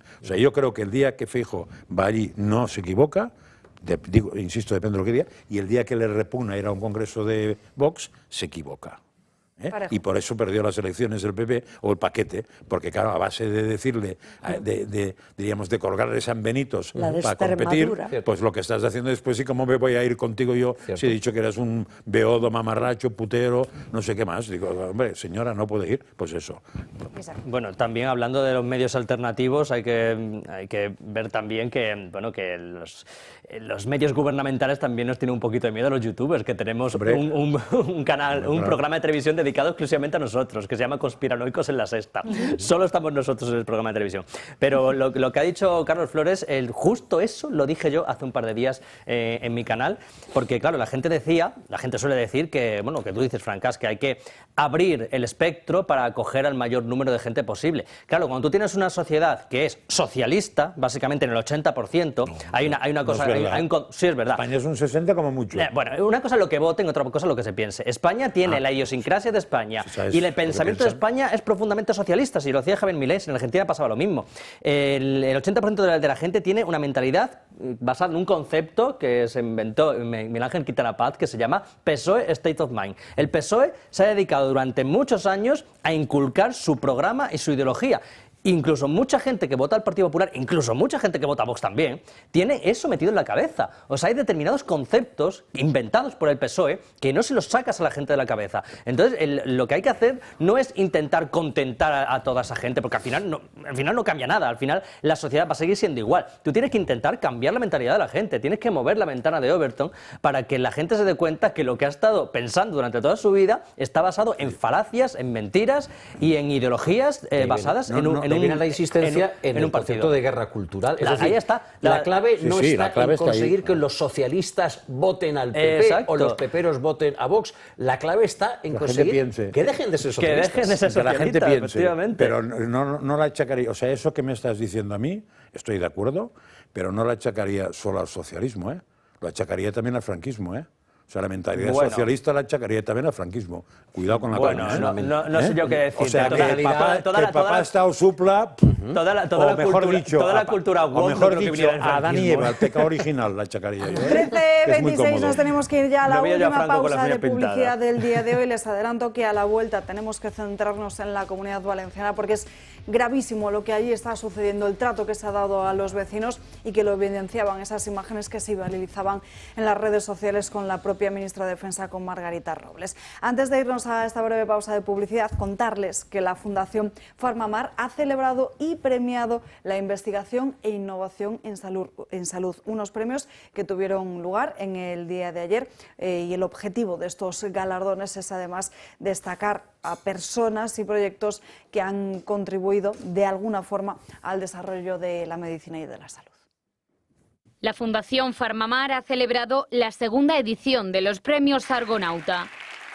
Unos premios que ponen en valor la dedicación, el esfuerzo y el trabajo de personas que han contribuido al avance de la medicina y de la salud en nuestra sociedad. En el acto se han entregado premios en 4 categorías clave. El primero, a la trayectoria en investigación básica, ha sido concedido al doctor Ignacio Melero Bermejo. El premio a la trayectoria en investigación clínica ha sido entregado a la doctora Ana Oaknin, jefa de la unidad de tumores del Hospital Valdebrón. Oaknin ha aprovechado el galardón para poner en valor el cambio en la investigación sobre el cáncer que se ha experimentado en los últimos años. A mí me ha llenado mucho de satisfacción y me anima mucho más a seguir trabajando de la misma manera. Hemos dado un salto de gigantes, Yo empecé hace 20 años y hacíamos investigación, pero digamos para todos los pacientes. Ahora cada vez más hacemos una medicina personalizada. Un premio que también ha recibido el doctor Mariano Provencio, jefe de oncología médica del Hospital Puerta de Hierro. Es una alegría muy grande, es un gran honor, es un premio muy prestigioso. Y la verdad es que te llena de ilusión el que te den por la investigación biomédica, que es una de las actividades que tengo en mi práctica clínica habitual. La investigación ha hecho que el cáncer fuera una enfermedad rápidamente mortal en muchos pacientes y ahora tenemos muchísimos pacientes que están curados, que viven muchos años. Realmente ha habido un gran avance en la investigación biomédica, en el cáncer, en oncología, para muchos pacientes. Mientras que el premio al mejor caso clínico con ciencia del Grupo Farmamar ha sido concedido a la doctora Mar Galera, oncóloga médica del Hospital Universitario Dr. Peset. Se ha reconocido también el esfuerzo de investigadores jóvenes menores de 42 años que han destacado en oncología. En esta categoría, el galardón se ha entregado a la doctora Viola María Javierre Martínez. Durante el acto y como novedad, también se han otorgado ayudas a la formación complementaria en oncología médica a 2 médicos residentes de 5º año. Con estos galardones, la Fundación Farmamar premia la excelencia del talento investigador y fomenta la divulgación científica. Uno de los objetivos es dar a conocer la investigación y la ciencia al gran público, premiar a aquellos investigadores cuya labor de investigación lo merezca y ayudar a aquellos jóvenes investigadores con ayuda económica. Una fundación que además está comprometida con el conocimiento y la defensa de la biodiversidad marina. 10 millones de personas viven en nuestro país con enfermedades reumáticas. De ellas, 7 tienen artrosis, una patología degenerativa que va desgastando el cartílago de las articulaciones de los huesos, causando dolor, rigidez e inflamación. Si están entre esos 7 millones y ya no saben qué hacer para aliviar el dolor que sufren en los dedos y también en las manos y que les impide realizar tareas del día a día, hay buenas noticias porque tienen un tratamiento el más innovador y cómodo que hayamos conocido en los últimos años, mucho más que los tradicionales y que además alivian esos síntomas de la artrosis. Son los guantes de Relax Quantic Nanotech. Adolfo Albistur es responsable del proyecto Mejorando tu Vida. Muy buenas tardes. Buenas tardes, Alba. Bueno, ofrecen todos esos tratamientos tradicionales, pero además con la comodidad de tener que estar en casa, sin tener que desplazarnos, sin todo ese lío por el día a día, de tener que movernos fuera de nuestro hogar y además un tratamiento por la mañana, por la noche, siempre nos lo cuentas, adaptado también a nuestras necesidades, ¿no? Eso es que lo mejor de todo esto, por eso yo me gusta ponérmelos, ¿no? Para que la gente vea que no es algo que te tengas que colocar y casi no moverte, ¿no? Puedes estar moviendo, de hecho conviene mover cuando te has puesto el tratamiento, porque al mover lo que vas a conseguir es que tú mismo digas, ahí va, qué bien muevo las manos, ¿no? Con lo que me está doliendo, ¿no? Pues en el momento que tú le encajas el masaje, la vibración, el calor, vas a conseguir eso, que digas, bueno, pues estoy mucho mejor, ¿no? Luego también, claro, es una tecnología aplicada, ¿no? Una tecnología innovadora, que estamos hablando de alta frecuencia, de onda corta, donde estamos consiguiendo es que penetremos en ese cartílago y que ese cartílago se desinflame para que realmente el día a día, cuando yo llego y digo, bueno, pues ya me da el tratamiento, 20 minutos, me los quito, digo, ostras, qué bien siento las manos. Incluso una persona que no tenga artrosis se lo coloca y se lo quita y dice, qué bien, porque muchas veces no te das cuenta de que las manos las tienes agarrotadas, ¿no? Bueno, y encima ahora que estamos muchos trabajando con el ordenador durante todo el día, del nada. movimiento del ratón, supongo que eso también, esa tensión también se alivia. El móvil también es una Eso cosa que es. manejamos muchísimo. Sí, claro. Con los guantes puestos, mando mensajes por WhatsApp. Ah, muy o sea, bien. pongo las letras, puedo darle a la letra, ¿eh? Sí, Eso es Eso importante. también es un problema, claro, de usarlos mucho. Cuanto más los usas, menos, menos rígidos están. Menos rígidos están. Pero o sea, puedo que- hacerlo perfectamente, ¿eh? Genial, por eso está preparado para que eso, para que estemos en casa cómodamente. Te amas, fíjate. Una aportación Aquí. experimental la mía. Muy bien, muchas gracias, Frank. Y para las personas que sufren artrosis de rodilla, también tenemos esta otra solución que nos has presentado hace poco. Pues efectivamente, la rodillera, así como las manos, es algo que manejamos mucho en las rodillas. Sí es verdad que a veces nos acostumbramos, porque como te duele, dices, no voy a pasear porque me duelen. Las escaleras esas no las subo que me duele la rodilla, ¿no? Y es bueno subir escaleras, es bueno pasear, es bueno movernos porque sabemos que caminar unos cuantos kilómetros al día es muy positivo, ¿no? Muchas veces la gente no lo hace porque le duelen. Pues bueno, aquí tenemos la rodillera, aquí estamos hablando también masaje, vibración y calor, pero luego lo que te está dando en este caso es lo que se llama la terapia monocrómica, que es de luz, ¿no? Infrarrojo y ultravioleta, que es el que penetra dentro de la rodilla para que realmente esa rodilla se desinflame un poquito y no te duela. Con lo cual tenemos el pack completo para que si tenemos las rodillas y las manos mal o alguna de las dos cosas, pues podamos quitarnos ese dolor. ¿Dónde los conseguimos, Adolfo? Pues tenemos un teléfono que es completamente gratuito. Yo digo siempre, llamad, preguntarlo todo. Sinceramente, el precio es muy bueno. El precio muy bueno. Además, siendo el Toro Televisión, es excelentísimo. Y además otra cosa. Pues dice, bueno, y si a mí no me va bien, como está diciendo este señor, si no te va bien, lo devuelves. No pasa nada, de veras. No hay nadie que lo tenga que si no le ha ido bien, no lo haya devuelto. La verdad es que va muy bien, con lo cual no es lo suyo, pero si no te va bien lo devuelves sin ningún problema. Es ese 900-730-122 y además te regalamos el tensiómetro que habla. Así que llamad ahora para que sepamos que sois vosotros. Que llamen cuanto antes. Adolfo, muchísimas gracias. Gracias, Alba, a ti. Vamos ahora sí con la Comunidad Valenciana. Vamos a recordarles ese momento muy desagradable que podíamos ver a través de las redes sociales porque se viralizaba rápidamente, de Margarita Robles en uno de los aparcamientos afectados por el paso de la gota fría en la Comunidad Valenciana. Ante el reproche de algunos voluntarios y vecinos, fíjense en el tono. Los militares que están trabajando, si te digo que quien tiene que dar las instrucciones, que no somos nosotros, han dicho que los parajes privados subsidiariamente. Yo no tengo la culpa. No tengo la culpa. ¿Y eso qué me ha dicho? Pues los correspondientes alcaldes y el CECOPI. O sea, el alcalde de Paiporta ha dicho que hay que pegar unos que pegar. No, que es secundario. Primero los parajes públicos y después los privados. Entonces, ¿eso para qué está? ¿Eso no sirve para esto? Esto es un Pues vengo porque hay muchas mil personas. Tengo. Y atención a lo que se publica hoy en La Gaceta, porque es en lo que queríamos centrarnos, porque justo después de esas imágenes parece ser que el Ejecutivo ha prohibido a la Unidad Militar de Emergencias, a la UME, poder ayudar a los vecinos de Paiporta en sus propios garajes, en sus aparcamientos después de esa tensa visita. La situación es de tal gravedad que los propios vecinos se han tenido que ir a empresas privadas, han contratado a esas empresas para poder limpiar esos aparcamientos, Francas. No, hombre, eso es de juzgado de guardia o de vergüenza ajena, pero voy a hablar de Valencia, pero de otro lado. Es que llegó un correo electrónico de uno que nos ve, que tiene razón en una serie de cosas, y dice, oye, ¿por qué no os preguntáis por qué Letour, que murieron 7 personas con 900 habitantes, no sale en ningún sitio, ni se le pregunta a Emiliano García Paje con quién comía, ni con quién cenaba, ni qué hacía, ni qué pasaba, y en cambio Valencia, que se mueren 200, pero es que tiene 150.000 habitantes, o sea, que la proporción no parece que sea anecdótica. Con lo cual no os olvidéis de Letour, y me parece muy sensato no olvidarnos de que en Cachira de la Mancha pasó una cosa que fue muy parecida, que proporcionalmente fue más bestia y que nadie pide explicaciones de nada. Si alguien tiene explicación, que me la dé.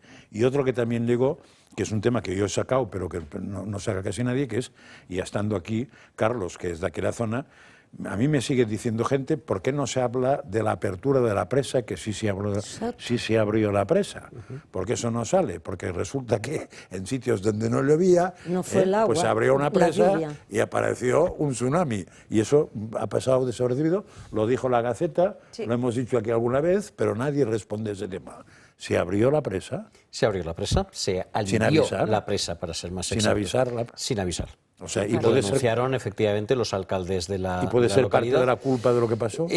Bueno, contribuyó, es una parte pequeña. ¿Porque esa presa acaba en el Pollo Este o no? Es una presa sobre el Júcar, no te sabría decir. No, perdón, las consecuencias del alivio de la presa de Forata se sintieron sobre pueblos que están un poco más al sur, sobre Algemesí. A los cuales no les afectó el pollo. No, por supuesto. Perdón, que no les afectó el pollo, sí, efectivamente. O sea, que unos por el pollo y otros por la presa. Correcto. Entonces habría que saber quién. A ver, porque ahí hay unos que se han salido rositas, que es el que dijo, abríamos la presa, que probablemente habría que abrirla, pero dicen que hay maneras de abrir una presa o descargar una presa que es con calma. Lo que es un alivio de la presa, porque amenazó ruptura durante algunas horas, pero lo que los alcaldes de la zona, particularmente de Algemesí, han denunciado es que no hubo un aviso que les permitiese tomar medidas para evitar la tromba de agua, la lámina de agua que se les... Y eso en teoría la Generalitat no pinta nada con la presa. Que esto en las presas es el Ministerio de Transición Ecológica. Y otra cosa que me ha llegado escrito es que la gente sigue quemada en este tema, que me dicen, oye, yo no sé cómo saldrá el PP de bien parado de todo eso. El PP saldrá fatal, el PSOE saldrá fatal, pero Compromís saldrá igual, me dicen. ¿Y sabes por qué me dicen? Porque no hemos visto ni un tío con una pala. Ni uno de Compromís con una pala. Sí, eso sí, hemos visto protestar en Valencia. Pero manifestación. Aquí, ni uno con una pala. También me dicen, y eso lo sabrás tú, Carlos, que electoralmente habrá mucha diferencia entre los pueblos afectados y los no afectados. Que ahí Compromís igual lidera algo, porque como tampoco tenían que ir con la pala, pues a base de vender humo puede colar.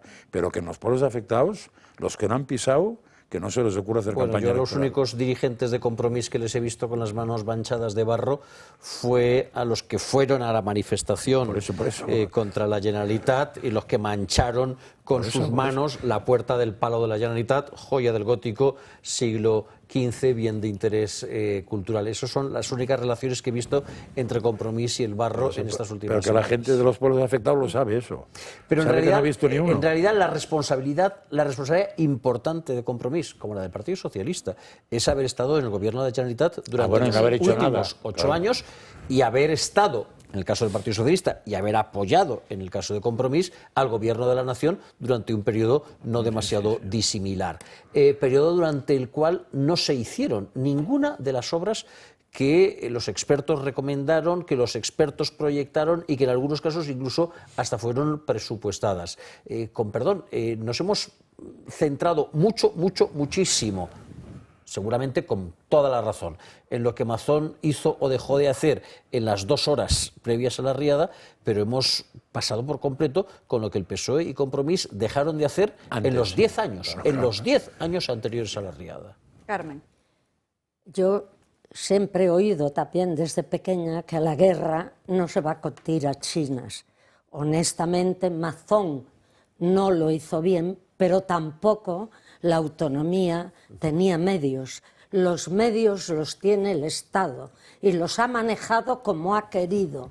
El ejército tenía que estar allí de inmediato porque es una catástrofe nacional, lo quieran o no lo quieran. Y la ley deja bien claro cómo pueden decidir el ministro Marlaska, delegado de gobierno, y no se puede contestar jamás si necesitan algo que me lo pidan. Y si es grave lo de Koldo, lo que hemos estado hablando esta mañana de alguien que está en la Comunidad de Madrid, del fiscal general del Estado, es grave, pero mucho más grave es ver con tranquilidad cómo mueren las personas, ver con tranquilidad cómo se anegan todas sus propiedades y no ayudar ni colaborar. Y esa contestación de la ministra doña Margarita, que desde hoy no sé cómo llamarle, pero de doña nada, demuestra su nerviosismo porque sabe que no cumplió con su deber y tiene el valor de contestar, además de mal y con voz de Pepito Grillo, contestarle a la gente que está sufriendo de empatía cero. Además de eso dice una frase muy clara: tengo 8.000 personas trabajando, ¿cómo tienes? Son tuyos. Eso es lo que han hecho. Mandan en el Estado, mandan en lo que es propiedad de todos los ciudadanos, manda en el ejército y decide. Pues yo me niego y lo diré aquí, en la China y en Pekín. Se han portado horrible y es el delito más grande que han podido cometer, denegación de auxilio. El auxilio lo tienes que dar de inmediato y porque es necesario. Y luego encima vas ahí a contestar de esa forma. Señora, yo no sé si como magistrada era buena, pero como ministra nunca le he llamado a nadie golfo, que te recuerde que en la Comunidad pero le Valenciana llamo golfa. fue Nunca cesada. lo he llamado a nadie, pero se lo llamo a ella. Esta pasada semana fue cesada una consellera de Turismo, Claro. Nuria Montes, que no tenía ninguna competencia en este asunto por un único motivo: por haber sido escasamente empática, por no decir abiertamente grosera, con los familiares de Pues los fallecidos.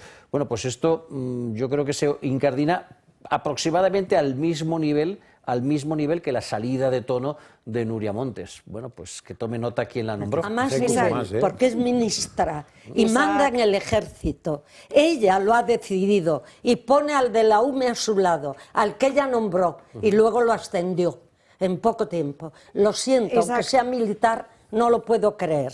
Mira, yo sí me atrevo a llamarla golfa a Margarita Robles, aparte de ser una maldacida y muchísimas cosas más que se me pasan por la cabeza, pero prefiero no decirlo. Evítalas. Y además es que me cabrea mucho escuchar a Margarita Robles, pero además es cabreo y asco físico y auditivo, porque yo siempre le recomiendo a esta señora que se extirpe las bolas de bichat, porque las tiene que tener infectadas. O sea, de verdad, siempre está como escupiendo a la gente cuando habla. Y también quiero recordar que esta señora es la que dijo que las primeras 24 horas en una catástrofe eran primordiales a la hora de rescatar a la gente. Marruecos. ¿No? En Marruecos, que tardó creo que 20 horas en mandar a la UME allí para rescatar a la gente. Y aquí pues tardó unos 6 días. Y yo que me gustaría saber que algún día se pudiera saber cuánta gente se podría haber salvado en esos días en los que tardó en llegar la ayuda, ¿no? Porque estoy seguro de que ha habido gente que ha muerto esperando la ayuda durante mínimo 2-3 días, que es lo que puede contar una persona. Con que hubiera uno, ya es un asesinato. Sí, por eso muchos abogados... Eso no va por cantidad, ¿eh? Por eso muchos calidad. Abogados le están recomendando a los familiares. Muchos familiares están recomendando a los familiares cuando recojan sus cuerpos que exijan el acta de defunción y la autopsia para saber cuándo ha fallecido esa persona. Porque no es lo mismo fallecer en el acto, el mismo día de la riada, que fallecer 2 días después, encerrado en un coche. Y eso ya es homicidio y omisión de socorro. Por eso la querella que le ha puesto Vox, fundamentada está. Otra cosa es que al final no vaya a ningún sitio por las cosas que sabemos. Pero que esté fundamentada en una omisión de socorro flagrante, eso está clarísimo. Si hay pruebas de ese estilo, por supuesto, la querella avanza más que si no hay pruebas de nada. Por supuesto, eso está claro, por supuesto. Y bueno, esto de que vaya a pasarle factura al Partido Socialista, yo lo dudo muchísimo, porque es que yo tengo la impresión de que el Partido Socialista está consiguiendo imponer su relato de que la culpa en exclusiva es de Mazón. Sí, pero lo están consiguiendo. Eso para los de Cuenca, pero para los de Belporte no. Bueno, ya veremos. Salió una encuesta a los 5 o 6 días de la catástrofe donde el PSOE no bajaba ni un voto. Pero ahora ni uno. Ahora bueno, creo que la alcaldesa de Belporte es del PSOE. Si no bajó con la catástrofe calentita, no sé yo si ahora que ya no sale ni en la tele si bajaría más. O sea, yo estoy convencido, vamos, es que hoy si hubiera elecciones, según esa encuesta, gobernaban otra vez el PSOE y Compromís. Claro. O sea, es que es la desgracia de este país. Bueno, varias cosas. No sé cómo va a salir Mazón de esta. Es decir, en primer lugar, su gestión fue manifiestamente insuficiente.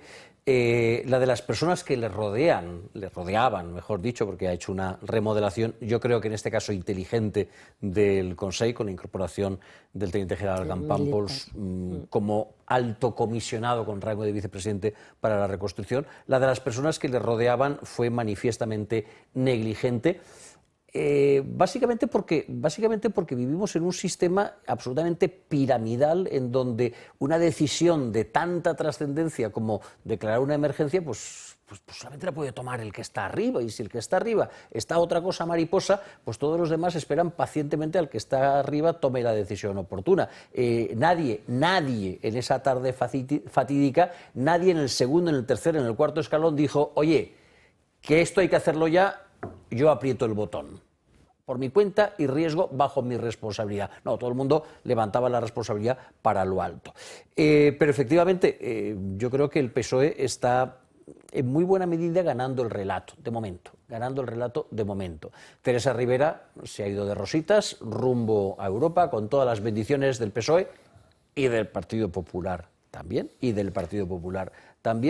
y de la gestión de Teresa Rivera y del Consell de Ximo Puig en los últimos 8 años en materia de infraestructuras, pues se habla en sitios como este, pero no en otros muchos lugares. Lo que pasa, ¿sabes qué es? Que si mañana volviese a llover lo mismo que llovió el 29 de octubre, volverían a haber las mismas consecuencias. Tú ahora ves y pregúntale a un agricultor de Aldaya o pregúntale a un empresario de Ribarroja del Turia, ¿qué es lo que prefieres que pase en los próximos 12 meses? ¿Que se construya un canal que desvíe el Barranco del Pollo o que le apretemos más las clavijas a los usuarios de vehículos de diésel? Pregúntale qué es lo que prefiere y verás la respuesta cuál es. En un 99,99%, no me cuentes cuentos chinos, vamos a las infraestructuras, que es lo que cuenta, que es lo que me va a librar de la próxima riada. Y ahí no se está haciendo nada tampoco. Sí. De momento no. Hay que planificarlo. Sobreestimas al electorado muchas veces, yo creo, porque es que muchas veces se sobreestima al electorado y lo que puede llegar a votar, por muy desesperado que esté. Que aquí os recuerdo que Almeida sacó una mayoría absoluta en un barrio donde les colocaron una zona azul y una zona de emisiones, una zona de bajas emisiones. No lo entendí, lo de Almeida no lo entendí. Para mí, lo que me dicen ahí, por ejemplo, gente de Maiporta, de la misma manera que la alcaldesa, que es del PSOE, no va a perder un voto por eso, ni al revés, porque ha estado en medio de fregado. Los otros, en las elecciones autonómicas, ni uno, ni otro, ni otro. Por eso, que muchas veces se sobreestima. Últimos minutos nos vamos con Sandro Meco en Dos Continentes.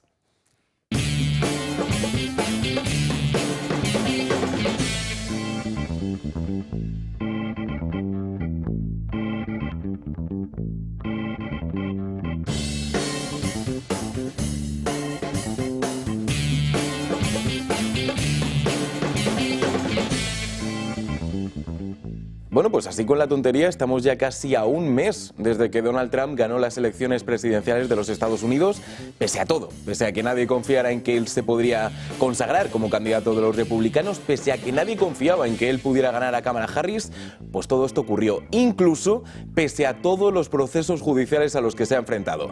Y precisamente hablando de los procesos judiciales, esta es la última noticia. Este es un informe especial de la NBC News. Con ustedes, Lester Holt. Buen día. Tenemos una noticia de última hora sobre el presidente electo Trump. El fiscal especial del Departamento de Justicia, Jack Smith, acaba de presentar una moción para desechar el caso criminal sobre el presidente electo por unos supuestos esfuerzos para revocar el resultado de las elecciones de 2020. Esta noticia llega después de que hayamos conocido que el Departamento de Justicia quería relajar sus casos contra el señor Trump y también de que Smith y su equipo planeaban dimitir antes de que el señor Trump regresase a la Casa Blanca.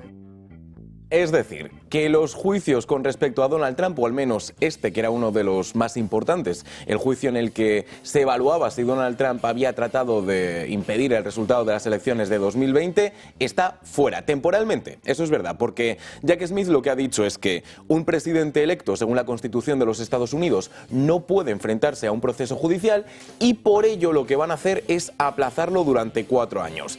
Veremos qué ocurre. ¿Cómo ha reaccionado Donald Trump? Pues con este mensaje que van a ver en su cuenta de Truth Social. Decía que estos casos, al igual que el resto, han sido obligados a seguir adelante pese a que son ilegales, vacíos y nunca deberían haberse dado. Ha sido un secuestro político y que algo así haya ocurrido ha supuesto un punto bajo en la historia de nuestro país. Sin embargo, perseveré y contra todas las predicciones gané. Haremos América grande de nuevo.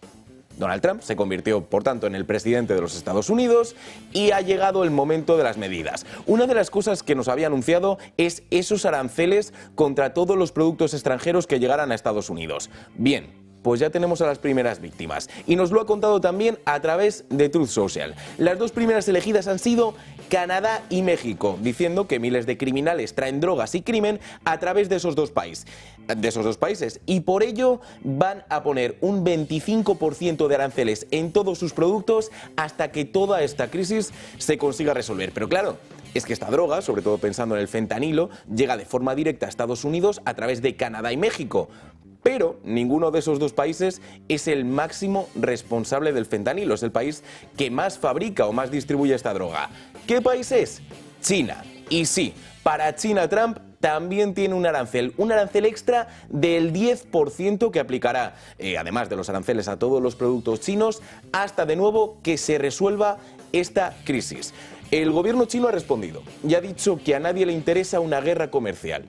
Veremos qué pasa, pero desde luego Donald Trump ya está cumpliendo con parte de su programa. Canadá, México y China. Canadá, México y China. De nuevo lo que decimos. Canadá y México, lógicamente, los dos países entre los que está Estados Unidos, por los que pueden llegar a través de las fronteras este tipo de drogas, y China, que es el máximo distribuidor en este sentido. Decía Trump también que había hablado con las autoridades chinas y que se habían comprometido a que iba a haber una reducción o que iba a haber un control máximo en esta producción. Trump dice que dicho control no ha llegado y que hasta que no llegue, además de los aranceles que le van a caer a China, que poquitos no van a ser, está ese 10% extra en todos sus productos. O sea, una multa del 10%. Eso es. Una tasa. Eso es. Tasa por droga, por mandar tasa por droga. Sí, pero lo que no sé si es interesante eso, pero me parece que la frontera de Canadá con Estados Unidos es responsabilidad de Canadá y de Estados Unidos, ¿no? Sí, pero con lo cual tendría que poner también un peaje a todos los tíos que están ahí y que dejan pasarla. Claro, pero de lo que se está quejando Trump no es de que se metan drogas desde Estados Unidos a Canadá, sino que, claro. Pero que cuando la gente pasa de Canadá a Estados Unidos, pasa dos controles, ¿no? El de salida y el de entrada. Pues no sé quién es más culpable. A ver, esto es lo de siempre. Al final la culpa es de quien lo introduce, eso está claro. Y quien lo introduce además de forma ilegal, eso desde luego. Hombre, si entra la guardia canadiense con el paquete, sí. Pero si no, para mí la culpa es del que deja entrar. O sea, yo cuando salía de España en la época de los Forrenta, los guardias de frontera españoles me miraban muy poco, ¿eh? Y cuando venía de Andorra, me miraban. Los de Andorra no me miraron nunca, ¿eh? Ojalá me hubiera elevado medio Andorra. Me miraban los de España, ¿eh? Con lo cual y en Estados Unidos te miraban, vaya si miraban. Con lo cual yo creo que está muy bien que le casques al de arriba, pero que se plantee qué policía tiene de fronteras. Hombre, la de México es complicada. De todas formas, si se refiere a la crisis del fentanilo, o sea, hablo del desconocimiento, pero no sé hasta qué punto el fentanilo viene desde fuera. O sea, porque el fentanilo al final es un opiáceo que es legal y en fin, yo creo que yo creo que se distribuye de forma ilegal, pero está dentro del país. No creo yo que venga desde Canadá ni desde otros países. Y en cuanto a los casos que tiene abiertos Trump, los casos las causas abiertas, yo creo que eso ya Trump se lo pasa por el forro de los huevos, sinceramente. O sea, encima, sabiendo que se puede dar a sí mismo el forro. Tenías que aprovechar los dos últimos minutos para ser mal hablado también. Sabiendo que se puede dar a sí mismo el perdón presidencial, pues que diría, bueno, pues condenarme. ¿Qué tiene? ¿78 años? 78 años. Tiene 78 años. Terminar el mandato con 82. Entre juicios, que se muere antes. Recursos, apelaciones y demás, si le condenan, le condenarán con 110 años. Por eso, y si le condenan siendo presidente, perdón presidencial a sí mismo y se acabó la historia. Entonces... Como decía Mandela, todo parece imposible hasta que se hace posible. Por tanto, habrá que intentarlo. Aclara eso del perdón presidencial. No, claro, y que además de esto, incluso pongamos que Trump no está de presidente, pero a lo mejor hay un presidente republicano. Es que ese presidente republicano puede perdonar a Donald Trump. Entonces, al final, claro, parece bastante difícil que condenen al presidente electo. Lo iremos viendo. Mientras tanto, nosotros nos despedimos. Te vemos esta noche, Sandra. Esta noche nos vemos aquí a las 9:25. Gracias al resto por habernos acompañado esta mañana aquí en Dando Caña. Ha sido un placer. Nosotros nos despedimos. Ya saben que para seguir informados pueden seguirnos a través de todas nuestras redes sociales. También el canal de Julio Ariza el Toro en Telegram, que hoy no ha podido acompañarnos, ya previsiblemente mañana sí, y el viernes en Murcia en esos debates en Libertad. Esta tarde la redacción abierta con Xavier Orcajo y nosotros nos vemos mañana aquí, como siempre, puntuales a las 12 en Dando Caña. Que tengan un feliz día. Gracias como siempre por su confianza y que descansen. Hasta mañana.